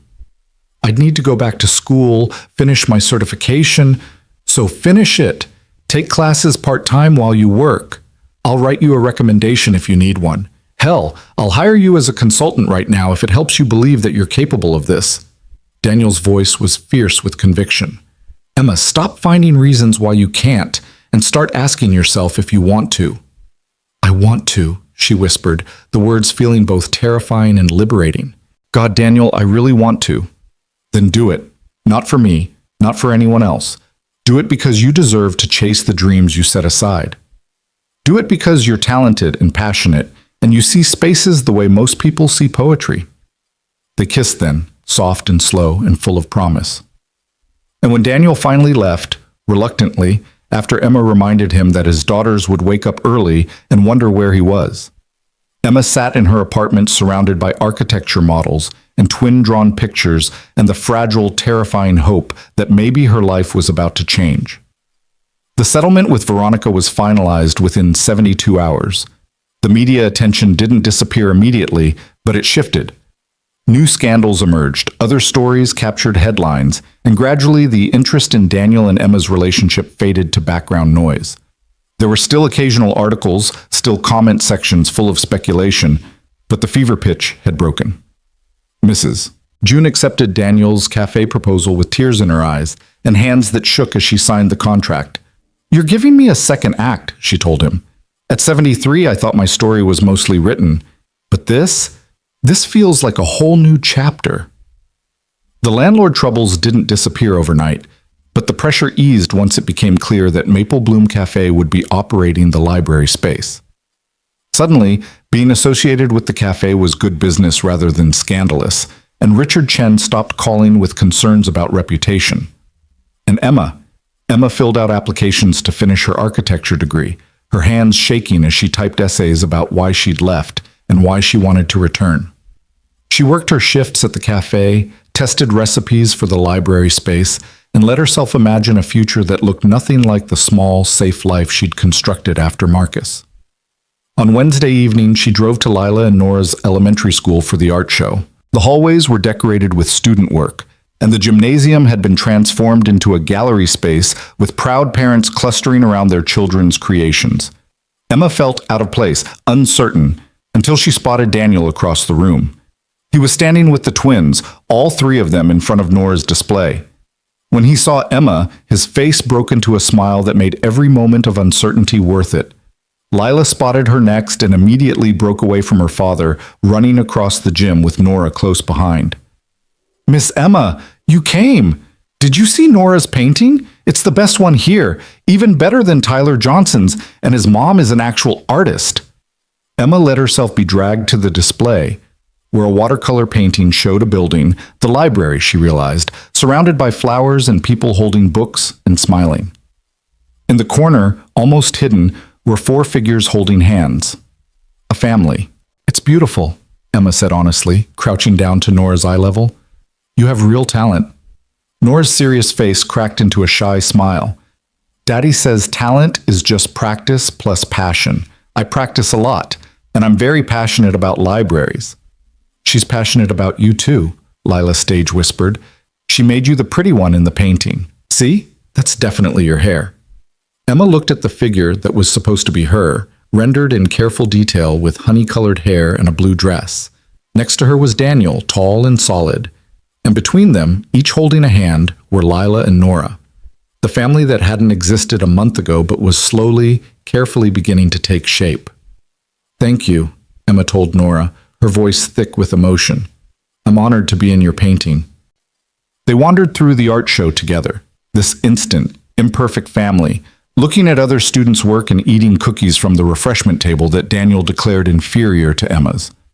Other parents stared, some recognizing them from the news coverage. But Daniel ignored them with the ease of someone who'd learned to tune out noise. As they were leaving, Lila took Emma's hand on one side while Daniel held the other. Nora grabbed her father's free hand and they walked to the parking lot like that, connected, together, visible in a way that would have terrified Emma just weeks ago. Ice cream? Daniel suggested. There's a place nearby that Lila swears has the best mint chocolate chip in the city. It does, Lila confirmed solemnly. It's scientifically proven. I don't think you can scientifically prove ice cream quality, Emma said, amused. You can if you try enough flavors. It's called research, Miss Emma. They piled into Daniel's car, Emma in the passenger seat, the twins in the back arguing good-naturedly about whether mint chocolate chip was better than cookies and cream. And as they drove through the city toward the ice cream shop, Emma realized something fundamental had shifted. She wasn't hiding anymore, wasn't making herself small or apologizing for taking up space. She was living.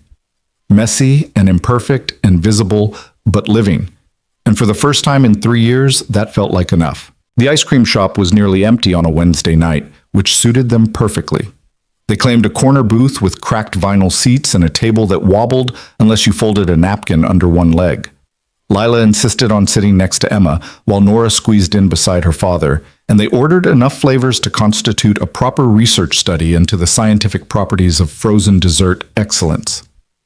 So, Miss Emma, Lila said around a spoonful of mint chocolate chip, are you going to be our daddy's girlfriend now? Like, officially? Daniel choked on his cookies and cream. Lila, we've talked about this. About giving people space and not rushing things. But you like her. We can tell. You smile different when you talk about her. It's the same smile you had in pictures with Mommy before she got sick. The table went quiet. Emma saw Daniel's hand tighten on his spoon, saw the way Nora went very still beside him. This was the moment she'd been dreading, the moment when Julie's ghost would materialize between them, a reminder that Emma was trying to fill a space that already belonged to someone else. But then Nora spoke, her voice soft but clear. Mommy would like Miss Emma. She always said Daddy needed someone who could see past his grumpy face to his good heart, and Miss Emma sees that. We can tell. Daniel's eyes were suspiciously bright. You remember your mom saying that? I remember lots of things. I remember her telling us that loving someone new wouldn't mean forgetting her. That hearts don't have a limit on how much love they can hold. Nora looked at Emma with those serious eyes that seemed too old for 7. Do you have room in your heart for us? Even though we're complicated and we miss our mom and sometimes we cry at weird times? Emma felt tears sliding down her cheeks and didn't bother to hide them. I have room. And Nora? Everyone cries at weird times. That's what makes us human. Mrs. Chen says crying is just feelings leaking out when they get too big to stay inside, Lila added helpfully, like when a pot boils over because there's too much water. Mrs. Chen is very wise, Emma managed, her voice unsteady. They finished their ice cream while the twins chattered about school and upcoming field trips and the neighbor's cat, who they were convinced was actually a spy. Daniel caught Emma's eye across the table and mouthed, "Thank you." And she understood what he meant. Thank you for not running. Thank you for seeing my daughters as people, not obstacles. Thank you for being here. When they finally left the shop, sticky with sugar and full of laughter, Daniel walked Emma to where she'd parked near the school. The twins were already buckled into his car, visible through the windows as they played some kind of hand-clapping game in the back seat. They love you already, Daniel said quietly. I should probably tell you to be careful with that, but honestly, I'm right there with them. Emma's heart stuttered. Daniel, I'm not saying I love you. Not yet. We've known each other 2 weeks, and I'm not that impulsive anymore. He reached up to tuck a strand of hair behind her ear, his fingers lingering on her jaw. But I could. Love you, I mean. I can feel myself heading in that direction like a train that's already left the station. And it terrifies me because the last time I loved someone, I lost her. But it also feels right in a way I wasn't sure I'd ever feel again. Emma pressed her hand over his where it rested against her cheek. I'm scared too. Scared that I'll mess this up, that I won't be enough for them or for you. That 3 years of hiding made me forget how to be brave when it matters. You drove my daughters through a storm to bring me sandwiches. You stayed when you could have run. You're at an elementary school art show on a Wednesday night when you could be home safe and comfortable. Daniel's smile was crooked and genuine. Emma, you've been brave every single day since we met. You just haven't noticed. They kissed in the parking lot while the twins giggled and made exaggerated kissing noises from Daniel's car. When Emma finally drove home, she felt lighter than she had in years, as if some weight she'd been carrying had finally been set down. The next 2 weeks unfolded with a tentative rhythm that began to feel like routine.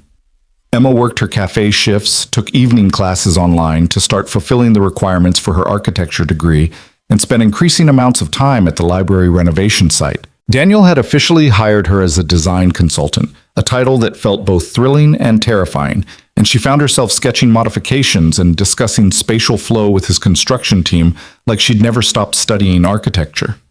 Mrs. June watched this transformation with approval and occasional exasperation. "You're blooming, dear," she said one morning as Emma presented ideas for the library cafe layout. "But don't forget to sleep occasionally. And eat. You've been living on coffee and determination for days."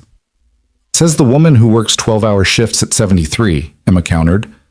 "I've earned the right to be foolish with my health. You're young. Pace yourself." But pacing felt impossible when Emma's life was expanding faster than she could process. She had dinner with Daniel and the twins twice a week, casual affairs involving takeout and homework help, and the comfortable chaos of family life. She met with architects and contractors and learned the language of construction permits and building codes. She stayed up late filling out financial aid applications and writing essays about her renewed passion for design. And slowly, carefully, she began to believe that maybe Marcus had been wrong. Maybe she was enough. 3 weeks after the ice cream shop conversation, Emma was at the library site reviewing cabinet specifications when her phone rang, an unfamiliar number with a local area code. "Hello? Emma Price? This is Janet Morrison from Riverside Community College's architecture department. I'm calling about your application for readmission." Emma's heart stopped. She'd submitted the application 2 weeks ago, but hadn't expected to hear back so soon. "Yes, that's me. I have to say, your application essay was compelling. The section about how personal setbacks led you to understand architecture as more than aesthetics, as a framework for rebuilding lives, really resonated with our admissions committee." Emma gripped the phone tighter. "Thank you. I meant every word." "I can tell. Which is why I'm pleased to inform you that you've been accepted for the spring semester. You'll be able to transfer most of your previous credits, which means you're looking at approximately 18 months to complete your degree if you take a full course load." Emma had to sit down. She found a sawhorse and sank onto it, barely processing Janet's words about registration deadlines and financial aid packages and orientation dates. She'd been accepted. They wanted her back. After 3 years of believing she'd thrown away her chance, she was being given another one. "Miss Price, are you still there?" "I'm here. Thank you. Thank you so much." After she hung up, Emma sat amid the construction debris and unfinished walls and cried. Not from sadness or fear, but from relief so profound it felt physical. She cried for the girl who'd stood in a wedding dress and believed she wasn't enough. She cried for the 3 years she'd spent hiding. She cried for the version of herself who'd given up on dreams because someone else had told her to. And she cried because she was being given a chance to become who she was meant to be. Daniel found her there 20 minutes later, mascara running down her face, surrounded by lumber and power tools. He took one look at her, and his face creased with concern. "Emma, what's wrong? What happened?" "I got in," she managed through tears. "The college. They accepted me. I can finish my degree." Relief flooded Daniel's features, followed by joy so pure it transformed him. He pulled her up from the sawhorse and spun her around, right there in the unfinished library, both of them laughing, while construction workers pretended not to notice. "I'm so proud of you," Daniel said when he finally set her down. "God, Emma, I'm so proud. I haven't done anything yet. I just got accepted. You did everything. You faced your fear. You applied. You put yourself out there despite every reason you had to hide. That's not nothing. That's everything." They celebrated that night with the twins at Daniel's house, the first time Emma had been invited to his home rather than meeting at restaurants or the library. It was a beautiful old craftsman that Julie had apparently decorated with an eye for both comfort and style. Her presence was everywhere, in the family photos on the mantle, in the artistic touches throughout the rooms, in the twins' bedrooms that still held handmade quilts she'd sewn before getting too sick to work. Emma expected to feel like an intruder, but instead she felt welcomed by the ghost of a woman she'd never met. Julie smiled from photographs with the kind of warmth that suggested she'd been generous with her love, and the home she'd created spoke of someone who understood that beauty and function weren't opposing forces, but complementary ones. "You can feel her here," Emma said quietly as Daniel gave her a tour. "In a good way, like she's still part of this place." "She is. She always will be." Daniel paused in the doorway of what had been Julie's office, now a combination workspace and memorial, with her design sketches on the walls and her books still on the shelves. "I used to think loving someone new would mean erasing her, but I'm starting to understand that's not how it works. She's part of my foundation, and you—" He turned to face Emma. "You're part of what I'm building forward."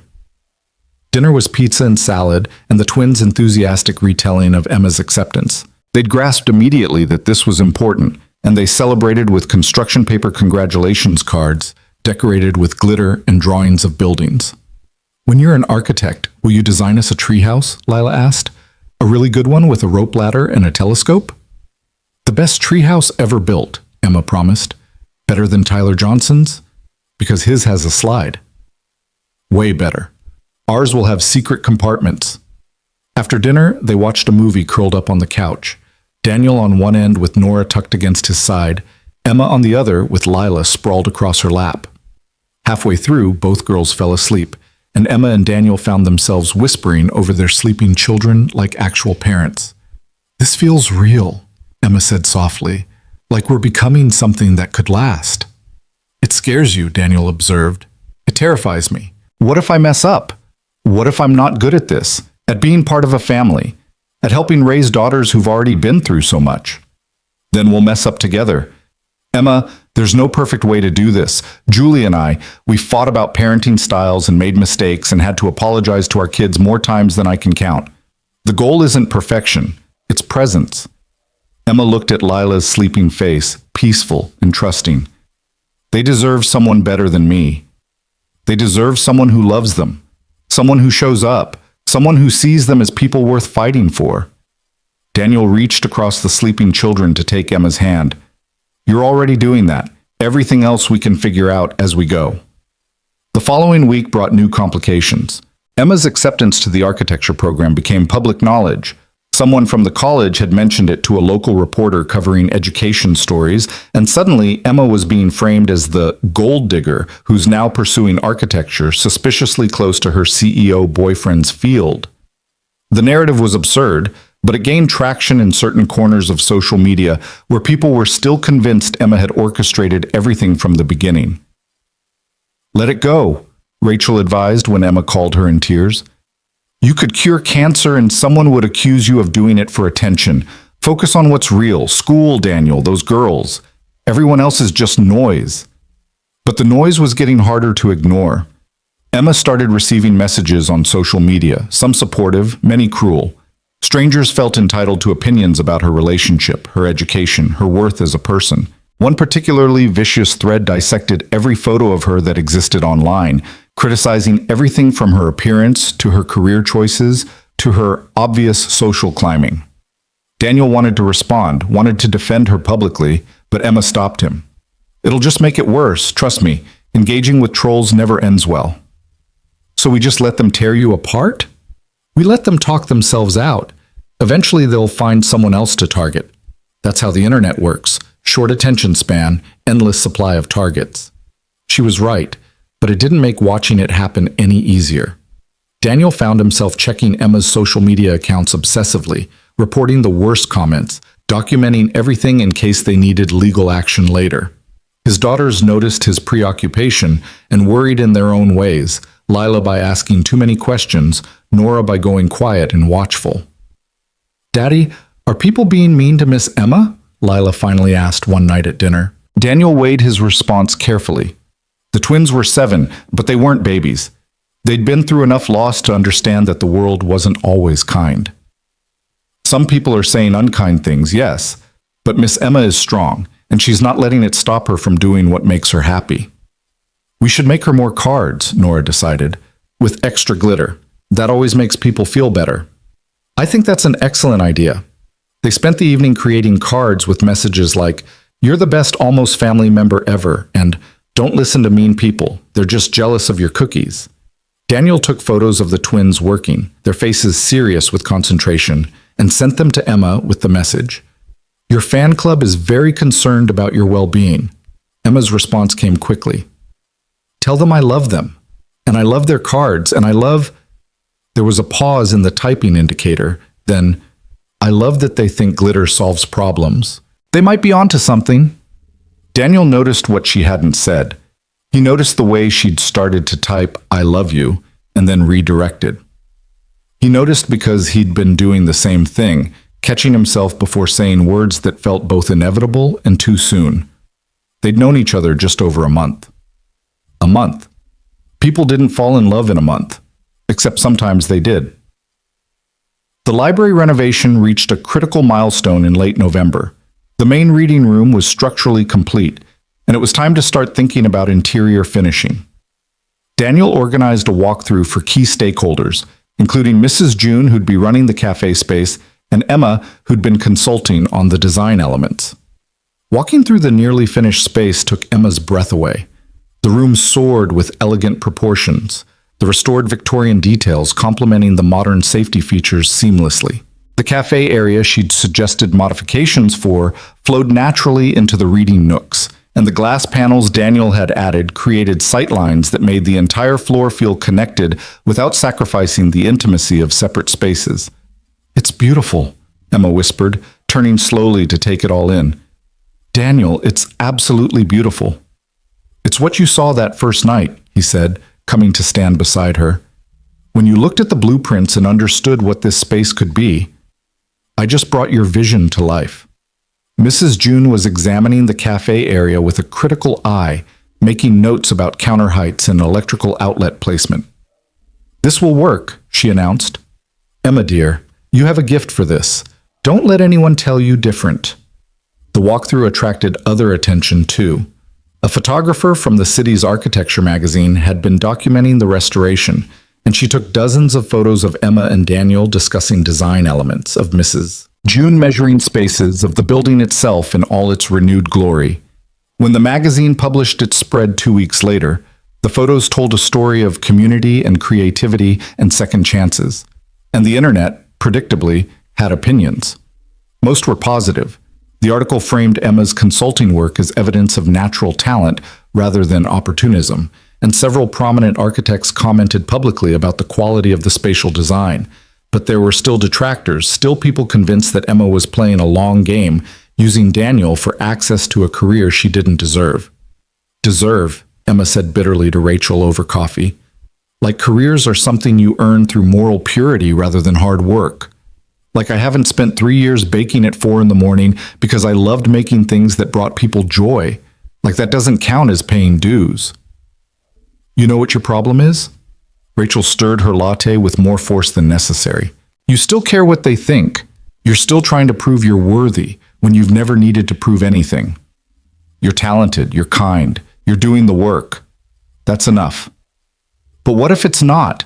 What if I get my degree and I'm still not good enough?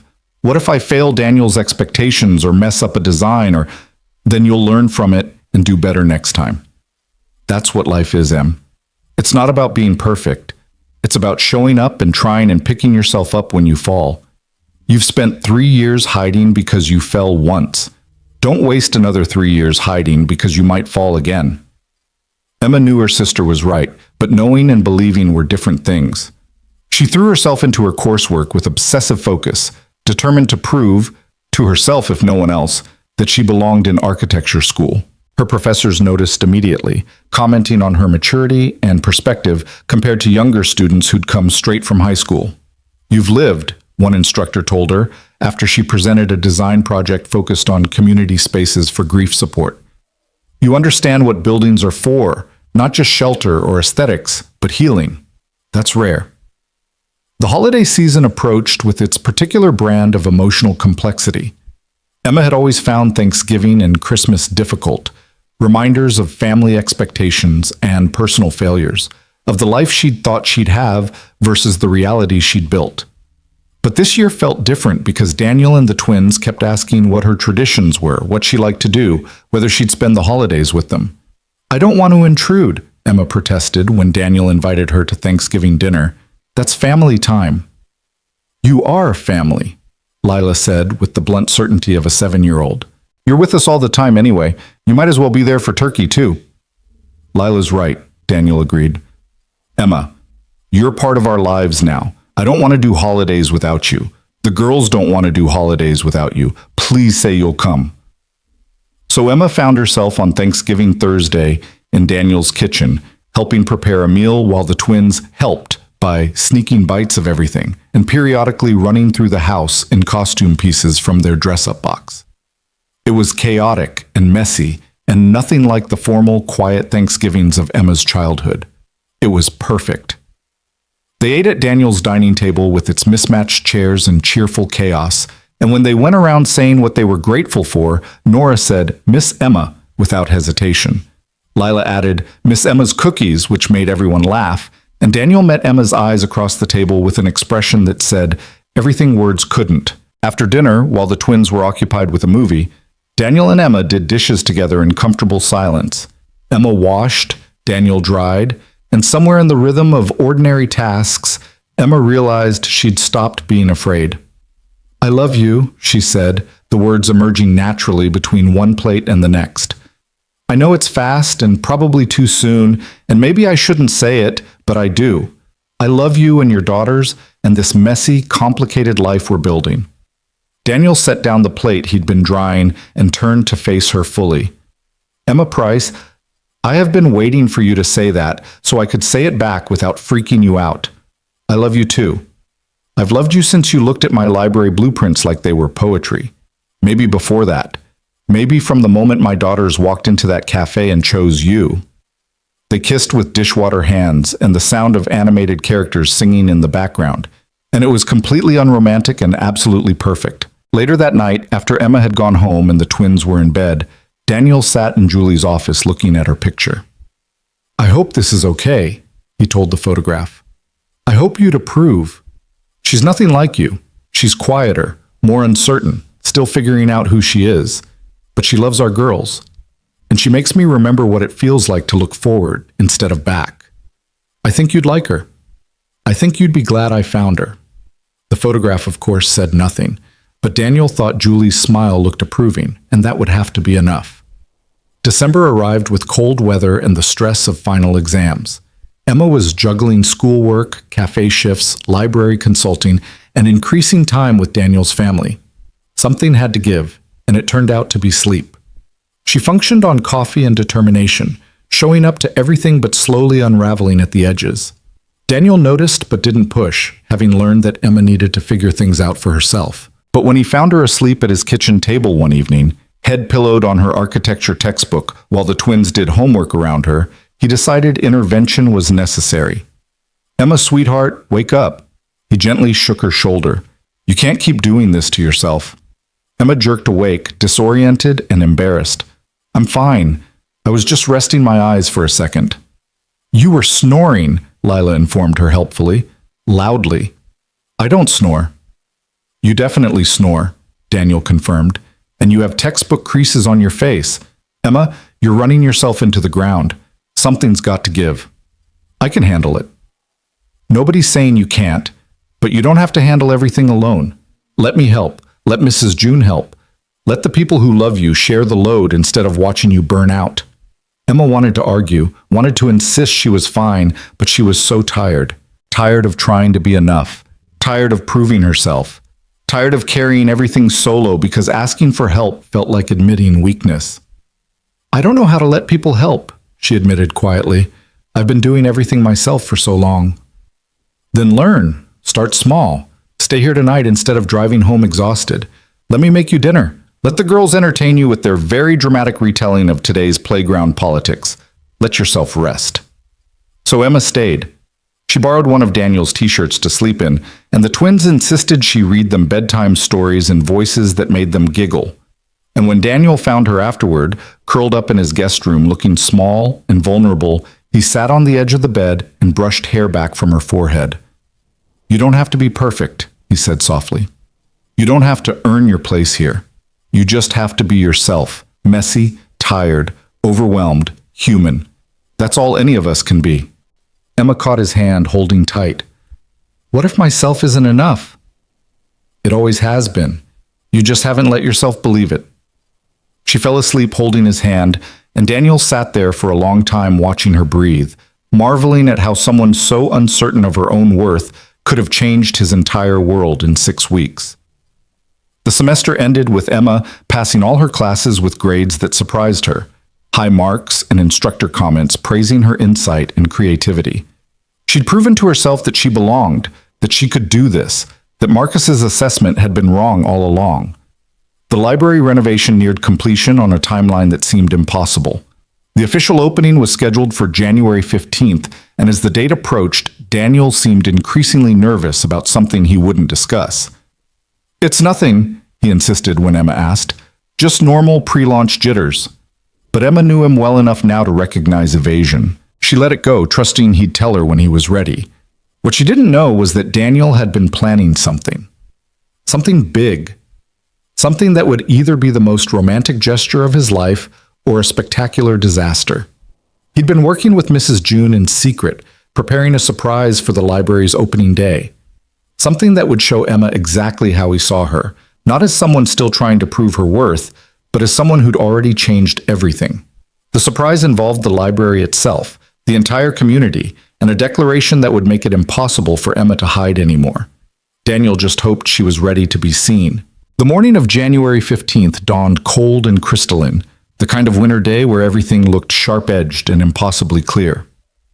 Emma stood in her apartment bathroom, hands trembling slightly as she attempted to put on mascara for the third time.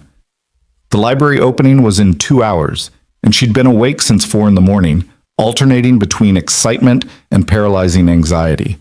Her phone buzzed with a text from Daniel. "The girls are demanding to know what you're wearing so they can coordinate. I've explained that's not how this works, but they're not convinced. Also, I miss you. Is it weird that I miss you when I saw you 12 hours ago?" Emma smiled despite her nerves and typed back, "Tell them I'm wearing blue. And no, it's not weird. I miss you too." She'd chosen a simple navy dress that Rachel had helped her pick out, elegant without being pretentious, professional without being stuffy. Emma barely recognized herself in the mirror. This woman had styled hair and makeup and confidence in her posture.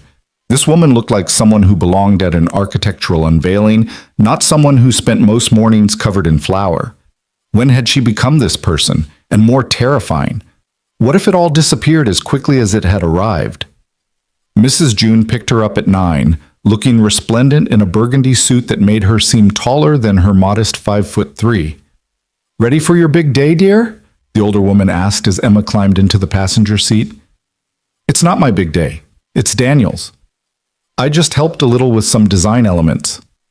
"Emma Price, after everything we've been through, are you really still trying to make yourself small?" Mrs. June's voice was gentle but firm. "You redesigned the flow of that entire ground floor. You created spaces that will serve this community for generations. Own it." They drove through the city as it woke up, past coffee shops opening their doors, and early risers walking dogs, and the ordinary magic of a Tuesday becoming extraordinary. The library came into view as they turned onto Riverside Avenue, and Emma's breath caught at the sight. The Victorian building had been transformed. Scaffolding was gone, revealing restored brick and gleaming windows.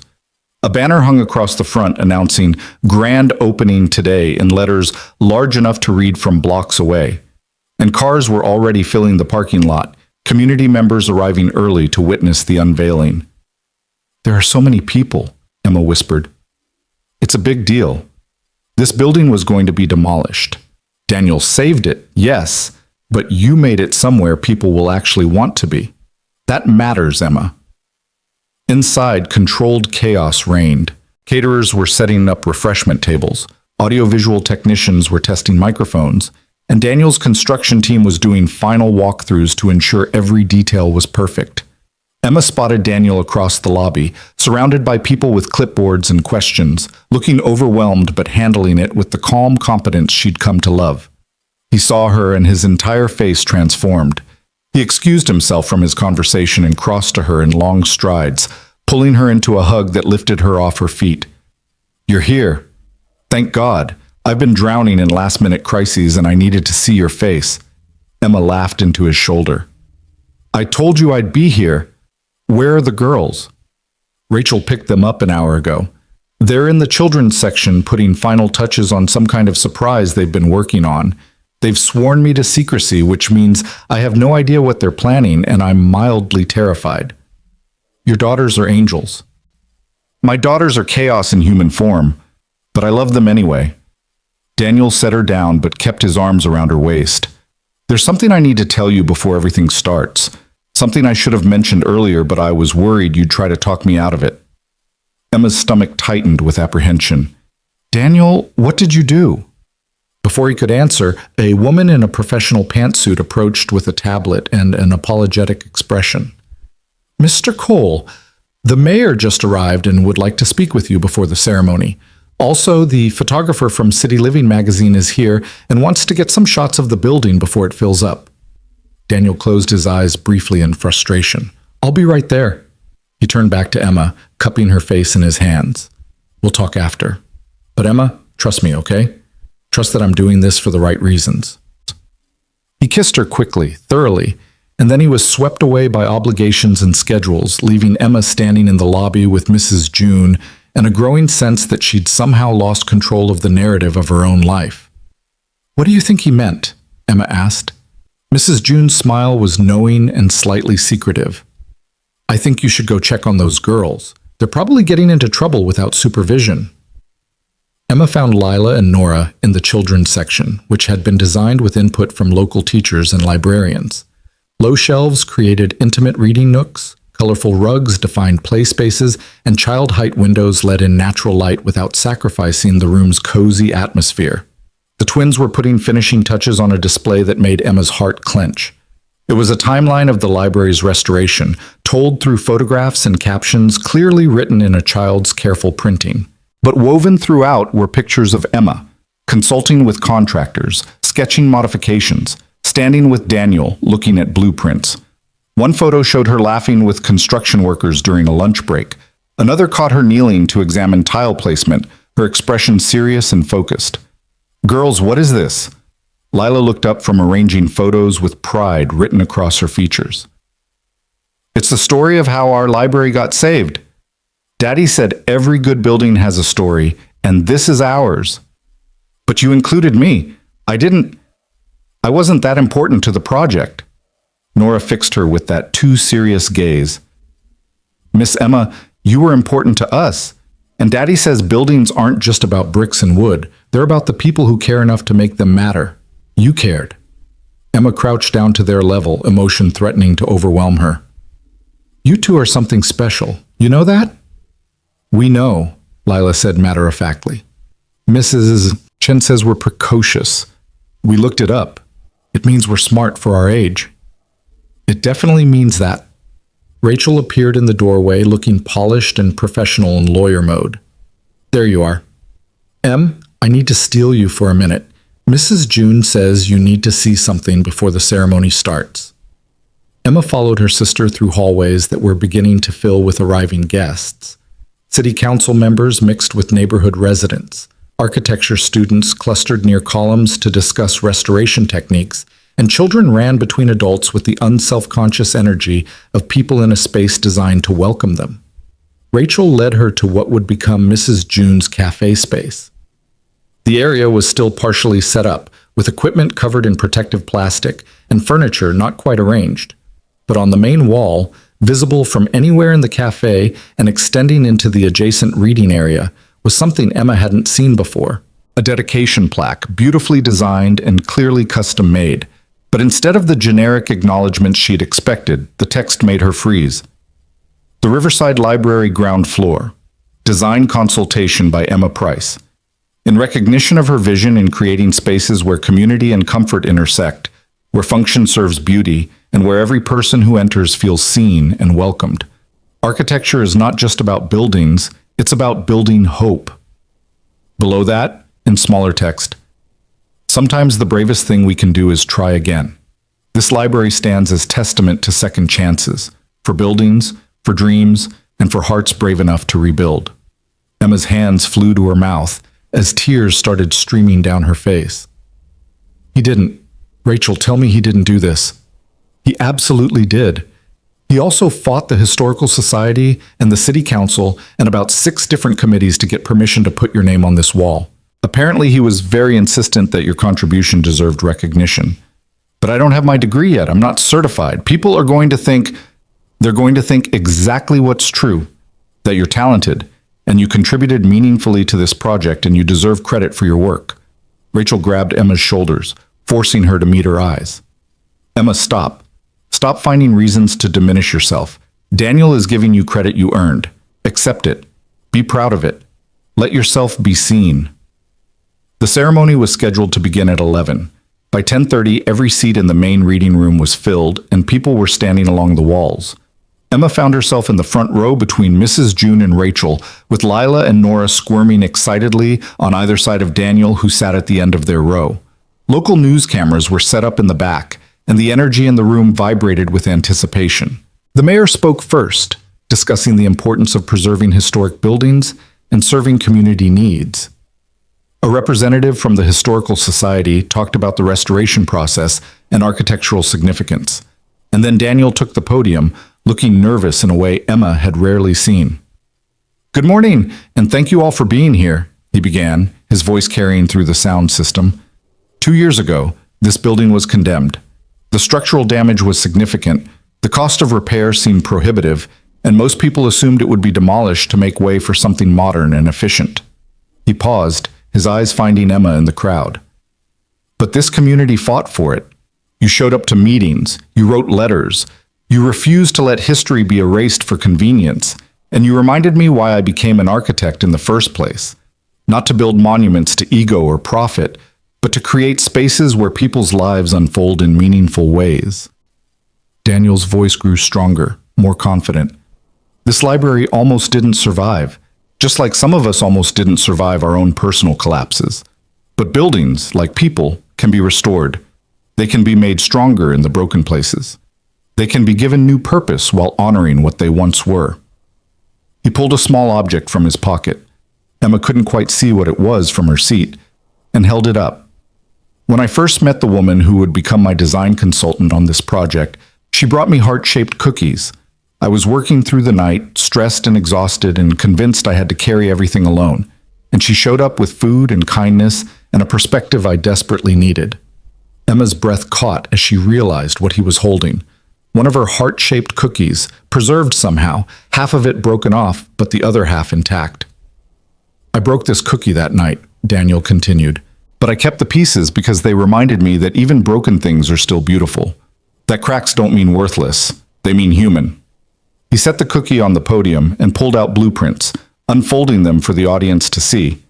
"These are the original plans for this floor, functional, safe, but not inspired. And this," he unfolded a second set, "is what it became after Emma Price looked at them and saw not just a building, but a community. She saw how people would move through the space, where they'd want to gather, how light and openness could serve both privacy and connection." Emma wanted to sink through the floor. Everyone was looking at the blueprints, comparing them, murmuring appreciatively about the changes. The news cameras had zoomed in on the drawings. She was being publicly credited with work she still wasn't sure she deserved credit for. "Emma told me she stopped pursuing architecture because someone convinced her she wasn't good enough," Daniel said, his voice softening. "And I'm standing here today to publicly declare that person was wrong. Not just wrong, catastrophically, completely, unforgivably wrong." He gestured around the room. "This space exists because Emma saw possibilities I'd missed. The cafe flows naturally into reading areas because Emma understood that community happens when spaces invite it. The children's section feels magical because Emma remembered what it was like to be young and scared and needing a place that felt safe. Daniel's eyes were locked on Emma now, speaking to her even as he addressed the crowd. I'm a trained architect with 15 years of experience and degrees from prestigious schools. But Emma, with 2 years of interrupted education and 3 years of doubt, saw things I couldn't see. Because talent isn't just about training, it's about how you understand people and spaces and the way they intersect. He stepped down from the podium, crossing to where Emma sat. She was crying openly now, not even trying to hide it, and Lila had grabbed one of her hands while Nora held the other. Daniel knelt in front of her chair, pulling out a folder Emma hadn't noticed him carrying. This is a contract, he said, his voice now for her alone even though the microphone picked it up. A formal offer for you to join Cole Architecture as a junior designer once you complete your degree. Starting salary, benefits, and a mentor program where you'll work directly with me and our senior team. You'll have your own projects, your own clients, and full credit for your work. Emma couldn't speak, couldn't process what was happening. This was too much, too public, too everything. I'm not offering this because we're together, Daniel continued.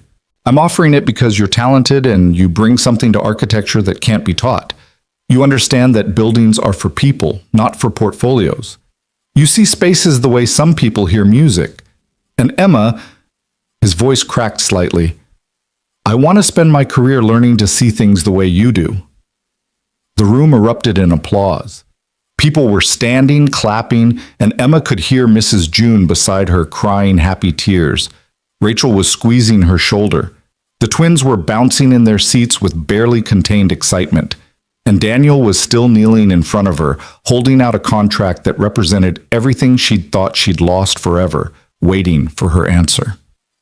I don't understand, Emma whispered, though the microphone carried her words through the room. Why would you do this? In front of everyone? Why not just ask me privately? Daniel's smile was tender and knowing. Because you've spent years hiding, Emma. Years making yourself invisible because someone told you that you weren't worth seeing. And I needed you to understand, needed everyone to understand that you're not invisible. You never were. You're brilliant and talented, and you deserve to be acknowledged publicly, proudly, without apology. He stood, pulling her to her feet with him. I'm not proposing marriage, even though my daughters have opinions about that too. I'm not asking you to be anything other than exactly who you are. I'm just asking, will you let yourself be seen? Will you take the job and the credit and the career you've earned? Will you stop hiding? Emma looked around the room at faces watching with anticipation and goodwill. She saw her architecture professors from the college who'd somehow been invited. She saw Daniel's construction team who she'd worked alongside. She saw community members who'd smiled at her during planning meetings. She saw her sister and Mrs. June and 2 little girls who looked at her like she hung the moon. And she saw Daniel, this man who'd entered her life through chaos and stayed through scandal, who'd seen past her carefully constructed walls to the person she'd been trying to protect from further disappointment. I'll take the job, she said, her voice stronger than she expected. And Daniel, thank you for making me stop hiding.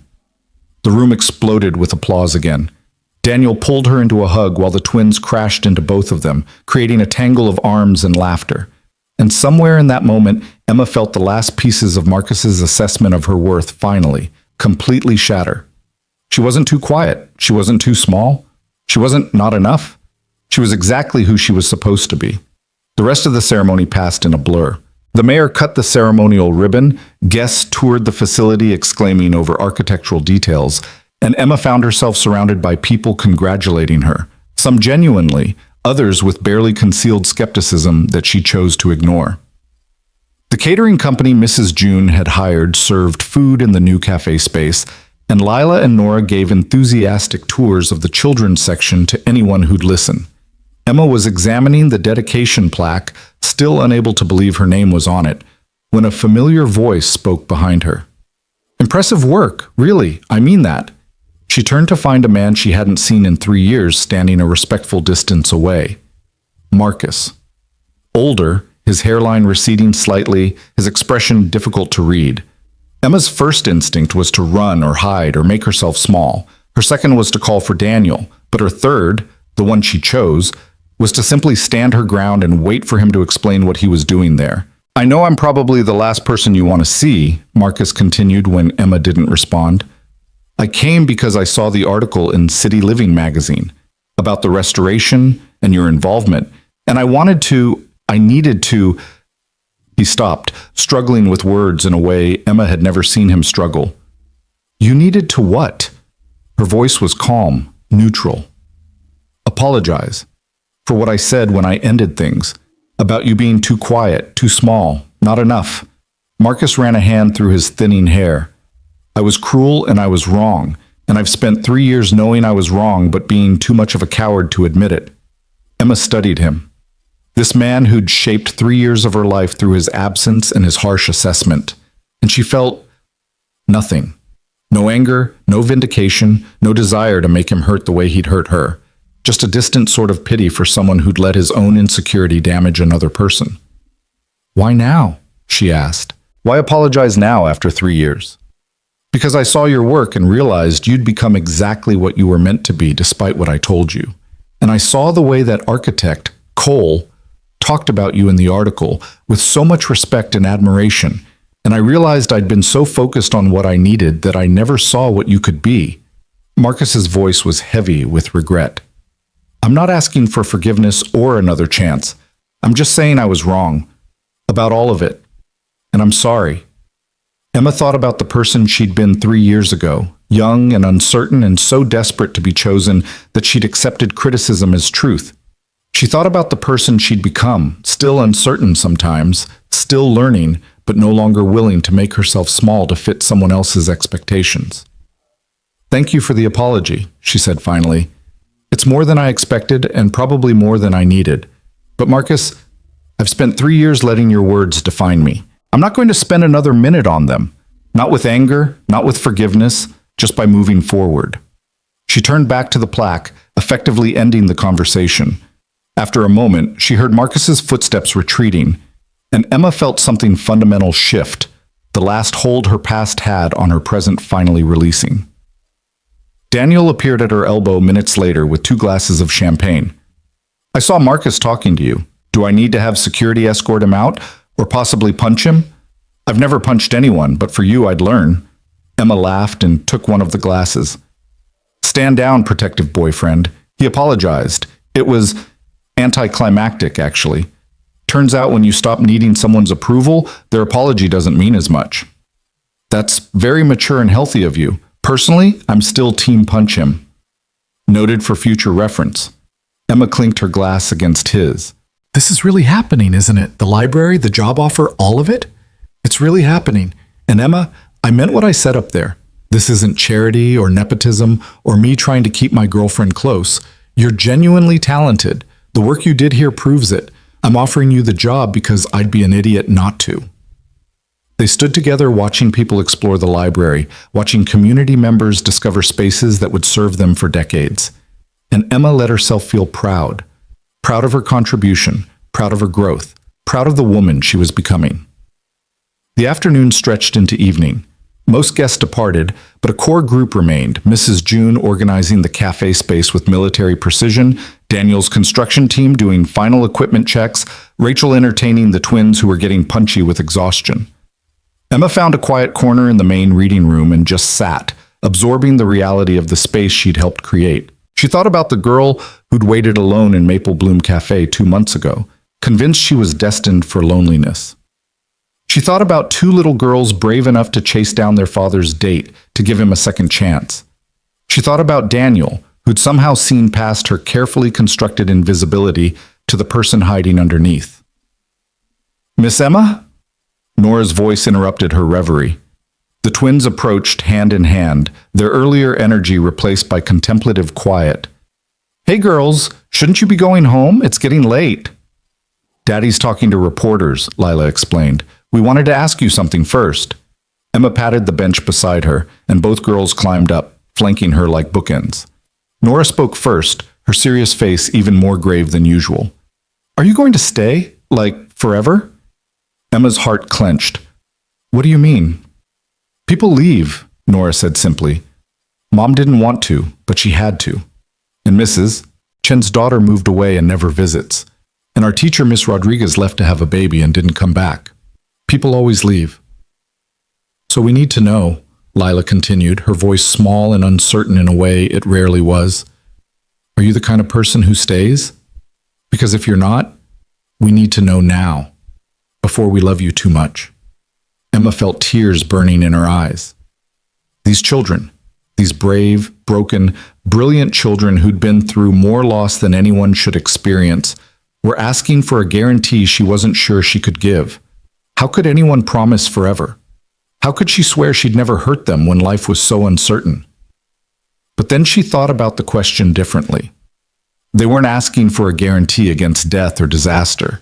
They were asking if she'd choose to stay when staying got hard, if she'd keep showing up when things were messy and complicated and difficult, if she was the kind of person who ran at the first sign of trouble or the kind who stood her ground. Emma pulled both girls close, one under each arm. I can't promise that nothing bad will ever happen. I can't guarantee I'll be here forever because life doesn't work that way. But I can promise this. I will never choose to leave you. I will never walk away because things get hard or because I decide you're too much work or because I find something better. If you'll let me, I will stay for as long as you'll have me. So you're not going to leave when Daddy gets grumpy or when we have bad days or when things are hard? Lila pressed. Nope. I happen to like you guys even when you're grumpy and having bad days. Maybe especially then. What about when we're adults and don't need you anymore, or shorts? Nora asked. Emma kissed the top of her head. Sweet girl, I hope you always need me at least a little bit, just like I need you. So you love us? Lila's voice was very small. Yeah, I really do. I love you both so much it scares me sometimes, because love means being brave enough to stay even when it's scary. The twins burrowed closer, and Emma held them while the library settled into evening quiet around them. This was family, she realized. Not perfect or traditional or uncomplicated, but real, messy and uncertain and absolutely worth fighting for. Daniel found them like that. Emma, with a twin tucked under each arm, all three of them drowsy with emotional exhaustion. He stood in the doorway for a moment just watching, his expression so full of love that Emma felt her breath catch. Hey, he said softly. Ready to go home? And the way he said home, like it was a place that included her, a space she belonged, made Emma understand that she'd found what she'd been looking for all along. Not someone to complete her or fix her or prove she was enough, just someone to see her clearly and choose her anyway. Yeah, Emma said, carefully extracting herself from the twins who were both half asleep. Let's go home. 3 months later, Emma stood in the Cole Architecture office on her first official day as a junior designer. Her desk was in a corner with natural light, and someone, she suspected Daniel, had left a vase of wildflowers and a plate of heart-shaped cookies as a welcome gift. Her degree completion was still months away, but the job contract had included provisions for her to work part-time while finishing school. She'd spend mornings in classes, afternoons at the office, and evenings still helping Mrs. June at the cafe when needed. It was exhausting and exhilarating and exactly what she wanted. Emma Price? A woman poked her head into the office space. I'm Sarah Chen, senior architect. Daniel asked me to get you set up and oriented. Welcome to the team. Emma gathered her things and followed Sarah, feeling that familiar flutter of inadequacy trying to creep in. But this time she recognized it for what it was. Not truth, but habit. And habits could be changed. That evening she had dinner at Daniel's house, an increasingly common occurrence that was starting to feel less like visiting and more like coming home. The twins had art projects spread across the dining table, and Daniel was attempting to cook something that smelled suspiciously like burning. I'm ordering pizza, Emma declared after inspecting the smoking pan. Whatever you're attempting has suffered enough. I'm a terrible cook, Daniel admitted cheerfully. Julie used to say I could burn water. I've been faking competence through takeout and cereal. They ate pizza on the living room floor while the twins chattered about their day and argued about whose turn it was to pick the movie. And somewhere in the comfortable chaos, Emma realized she'd stopped waiting for the other shoe to drop. Stopped expecting everyone to suddenly realize she wasn't worth the trouble. Later, after the twins were in bed and Emma was gathering her things to leave, Daniel caught her hand. Stay, he said simply. Not in a moving-in way or a big commitment way, just stay tonight. I like falling asleep knowing you're here. The girls like waking up and seeing you at breakfast. We like when you're here." Emma thought about her small apartment, about the solitary life she'd constructed as protection. She thought about the risks of letting people get too close, of allowing herself to need them, of building a life that could be destroyed if things fell apart. And then she thought about two little girls who'd asked if she was the kind of person who stayed, about a man who'd seen past her fear to her potential, about the version of herself who was emerging, braver, stronger, more certain of her own worth. "Okay," Emma said, "I'll stay." She stayed that night, and the next, and gradually her things migrated from her apartment to Daniel's house until the line between visiting and living blurred entirely. 6 months after the library opening, she officially moved in, and they told the twins over breakfast on a Saturday morning. "Does this mean you're really part of our family now?" Lila asked, syrup dripping from her fork. "It means I'm not going anywhere," Emma confirmed. "If you'll have me." "Of course we'll have you," Nora said with her characteristic seriousness. "You're already ours. This just makes it official." The library cafe opened to immediate success, with Mrs. June running it with the same warmth and wisdom she'd brought to Maple Bloom. The original cafe location closed quietly, but the legacy continued in the new space, and regular customers followed Mrs. June to the library without hesitation. Emma completed her architecture degree with honors and became a full-time member of Cole Architecture's team. Her specialization became community-focused design, spaces that served people's emotional needs as much as their functional ones.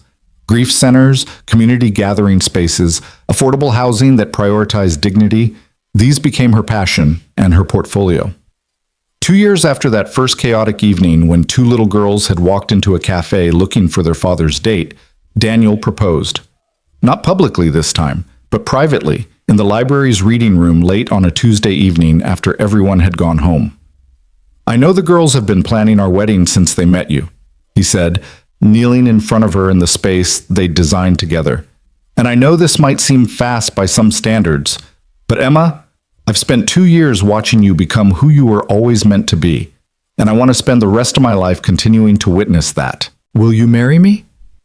Emma looked at this man, this grieving, stubborn, kind man who'd seen her clearly when she couldn't see herself and felt certain in a way she'd never been before.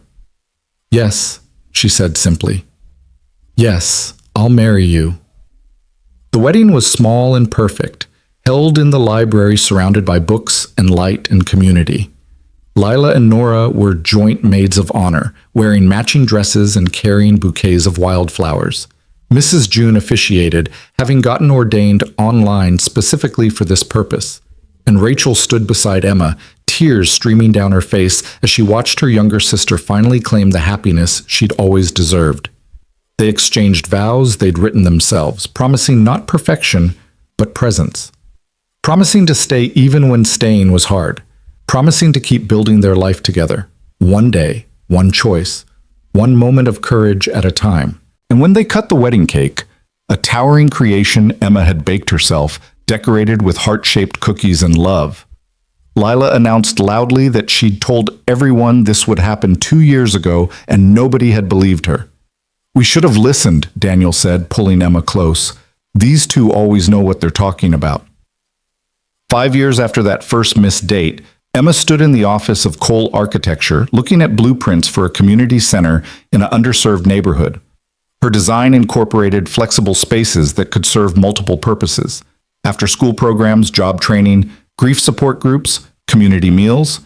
It was her biggest project yet, and she was terrified and excited in equal measure. Daniel appeared at her elbow with coffee and a kiss on her temple. "How's it going?" "I think I'm designing something that matters," Emma said quietly. "Something that will actually change people's lives." "That's what you do," Daniel said simply. "That's what you've always done. You just finally believe it." At home that evening, Lila and Nora, now 12 and infinitely more sophisticated than their 7-year-old selves, were doing homework at the kitchen table. They called Emma M now instead of Miss Emma, and they rolled their eyes at Daniel's dad jokes with the weary patience of preteens everywhere. But when Emma walked in, they both looked up with smiles that hadn't changed since they were small. Smiles that said, "You're home, and we're glad, and this is where you belong." "How was your day, Em?" Nora asked. Pretty good. How was school? Tyler Johnson said his dad could design a better community center than you, Lila reported with the indignation of someone whose family had been insulted. I told him his dad mostly designed strip malls, and you design spaces that heal people. Then I might have accidentally spilled juice on his project. Lila, Emma said, trying to sound stern and failing. We don't sabotage other people's work, even when they're being rude. Fine. Next time I'll just tell him the truth, that you're the best architect in the city and he's just jealous. That's not... Emma started, but Daniel was laughing and Nora was nodding in agreement, and she realized something fundamental. She'd stopped arguing when people said she was talented, stopped deflecting compliments or minimizing her accomplishments. She'd learned to let herself be seen, fully, honestly, without apology. That night, after the girls were in bed and Emma and Daniel were curled up on the couch with tea and comfortable silence, Daniel pulled out his phone and showed her something. It was an email from a young woman, 23 years old, architecture student, explaining that she'd read about Emma's path from failed engagement to successful architect, about how Emma's story had convinced her to return to school after dropping out when her professor told her she'd never make it in a male-dominated field. She wants to know if you'd mentor her, Daniel said. Be the person for her that you needed when you were starting over. Emma read the email twice, tears gathering in her eyes. I don't know if I'm qualified to mentor anyone. Emma Price Cole, you're a licensed architect with award-winning designs and 5 years of experience. You're extremely qualified, but more than that, you understand what it's like to doubt yourself, to be told you're not enough, to have to rebuild from broken pieces. That makes you exactly the person she needs. So Emma said yes to mentoring, and then she said yes when other young architects reached out, and gradually she found herself doing speaking engagements at architecture schools about resilience and second chances and designing with empathy. She told her story, the wedding dress in the closet, the 3 years of hiding, the 2 little girls who'd refused to let their father's date think he didn't care. She told it honestly, including the parts that made her uncomfortable because she'd learned that vulnerability wasn't weakness. It was the foundation on which everything strong was built. 10 years after that first missed date, Emma stood at a podium accepting an award for her community center design. Daniel and the girls were in the audience, the twins now 17 and preparing for college, still rolling their eyes at their parents but fiercely protective of the family they'd fought to create. In her acceptance speech, Emma talked about how she'd almost given up on architecture, how one person's harsh assessment had convinced her she wasn't good enough, how she'd spent years hiding in safety because trying and failing seemed worse than never trying at all. But here's what I've learned, Emma said, her voice steady and clear. You can't architecture your way to a life without risk. You can't design a space so perfect that nothing bad ever happens there. Buildings crack and shift, and sometimes they need major repairs. And that's okay. That's not failure. That's life. She looked at her family, at the community of architects and designers who'd become colleagues and friends, at the young mentees watching with hope in their eyes. The library where I got my second chance needed complete structural restoration. It was broken almost past saving, but it survived because people believed it was worth fighting for. And I survived for the same reason, because people showed up and fought for me when I couldn't fight for myself. Emma held up a photograph, the same heart-shaped cookie Daniel had shown at the library opening, preserved carefully all these years. Someone once told me that even broken things are still beautiful. That cracks don't mean worthless. They mean human. I'm standing here today as living proof that he was right.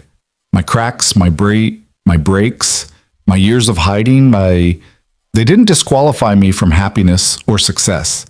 They were just part of my foundation. The part that taught me empathy and resilience and how to design spaces that hold broken people gently while they heal. The applause was thunderous, but Emma barely heard it. She was looking at Daniel, who was crying openly while the twins teased him about being emotional. She was thinking about Mrs. June, now 81 and finally retired, but still stopping by the library cafe to make sure they're doing things right. She was thinking about the community center that would break ground next month, about the lives it would touch, about the ripple effects of one person choosing to try again. After the ceremony, they went out for ice cream, the same shop they'd visited on that first family outing 10 years ago. The twins ordered elaborate sundaes, Daniel got his standard cookies and cream, and Emma chose mint chocolate chip because Lila had been right all those years ago. It was scientifically the best flavor. "I'm proud of you, Em," Nora said, in that serious way of hers that hadn't changed despite her teenage sophistication. "For the award, but also for everything else. For being brave enough to try again when you could have kept hiding. For choosing us," Lila added. "For staying even when things got hard. For being exactly who we needed." Emma felt the familiar sting of tears. Happy ones this time, grateful ones. "You three are the best decision I ever made, even if I didn't make it consciously that first night." "We made the decision for you," Lila said, with the confidence of someone who'd always known exactly what she wanted. "We saw you and we knew. You were ours before you knew you were ours." "That's a little stalker-ish, Lila," Daniel said mildly. "That's love, Dad. Love means showing up and fighting for people even when they haven't asked you to. Em taught us that." They finished their ice cream and drove home through the city, past the library that had started everything, past Maple Bloom's old location that was now a yoga studio, past all the landmarks of their shared history. And Emma thought about the shy baker who'd sat alone in a cafe waiting for a date who never came. She thought about how that night could have been just another disappointment in a long line of disappointments. How easily she could have missed everything that came after, the love, the family, the career, the life she'd built from broken pieces. But two little girls in pink coats had refused to let that story end in loneliness. They'd fought for their father's second chance, not knowing they were fighting for Emma's too. They'd shown up when showing up mattered, and they'd reminded Emma that being seen wasn't something to fear. It was something to fight for. That night, after the girls were in bed and Daniel had fallen asleep on the couch mid-movie, Emma walked through their home, touching the evidence of their life together. Photos on the walls showing the twins growing up, Emma and Daniel's wedding portrait, family vacations and ordinary moments captured and displayed, architectural models she'd built for various projects, the twins' artwork from every age, the heart-shaped cookie in its preservation frame that Daniel had never thrown away. She stopped in front of the window overlooking their backyard where Daniel had finally built the elaborate treehouse he'd promised the girls. It was magnificent, multi-level, with secret compartments and a telescope. And yes, a slide that was better than Tyler Johnson's. Emma could see Daniel's architectural precision in every joint and beam, but she could also see her influence. The way the space flowed naturally, the reading nook with perfect natural light, the small details that made it more than just a structure. It made it a space where children could dream and play and feel safe. She'd designed that safety, with Daniel, with intention, with all the broken pieces of herself that had learned how to be gentle with other broken things. Emma picked up her phone and opened her messages, scrolling to a conversation she'd saved but rarely looked at. The very first text Daniel had sent her, the morning after that chaotic first meeting at the library. "This is Daniel. Lila insisted I save your number under Emma who makes good cookies, but I overruled her. Thank you again for last night, for coming, for being kind to my daughters, for not calling the police on them for their unauthorized adventure. Dinner Friday? I promise to actually show up this time." She'd been so scared when she received that message. Scared of trying again, scared of failing again, scared of being not enough again. But she'd said yes anyway. She'd chosen courage over safety, possibility over certainty. And that choice had changed everything. Emma looked at her sleeping husband, at the home they'd built, at the life that had emerged from one evening of choosing to be brave. She thought about all the people who'd fought for her when she couldn't fight for herself. Daniel, the twins, Mrs. June, Rachel. She thought about the community she'd found, the career she'd reclaimed, the version of herself she'd become. And she understood finally and completely that Marcus had been wrong. She wasn't too quiet or too small or not enough. She never had been. She was exactly enough. She always had been. She just needed to meet two little girls in pink coats and a grieving architect to help her see it. Emma turned off the lights and went to bed, crawling in beside Daniel, who mumbled sleepily and pulled her close. And as she drifted off to sleep, she thought about the shy baker who'd waited alone in a cafe for a date who never came. That girl was still part of her, but she wasn't hiding anymore. She was building. She was loving. She was staying. And sometimes that was the bravest thing of all.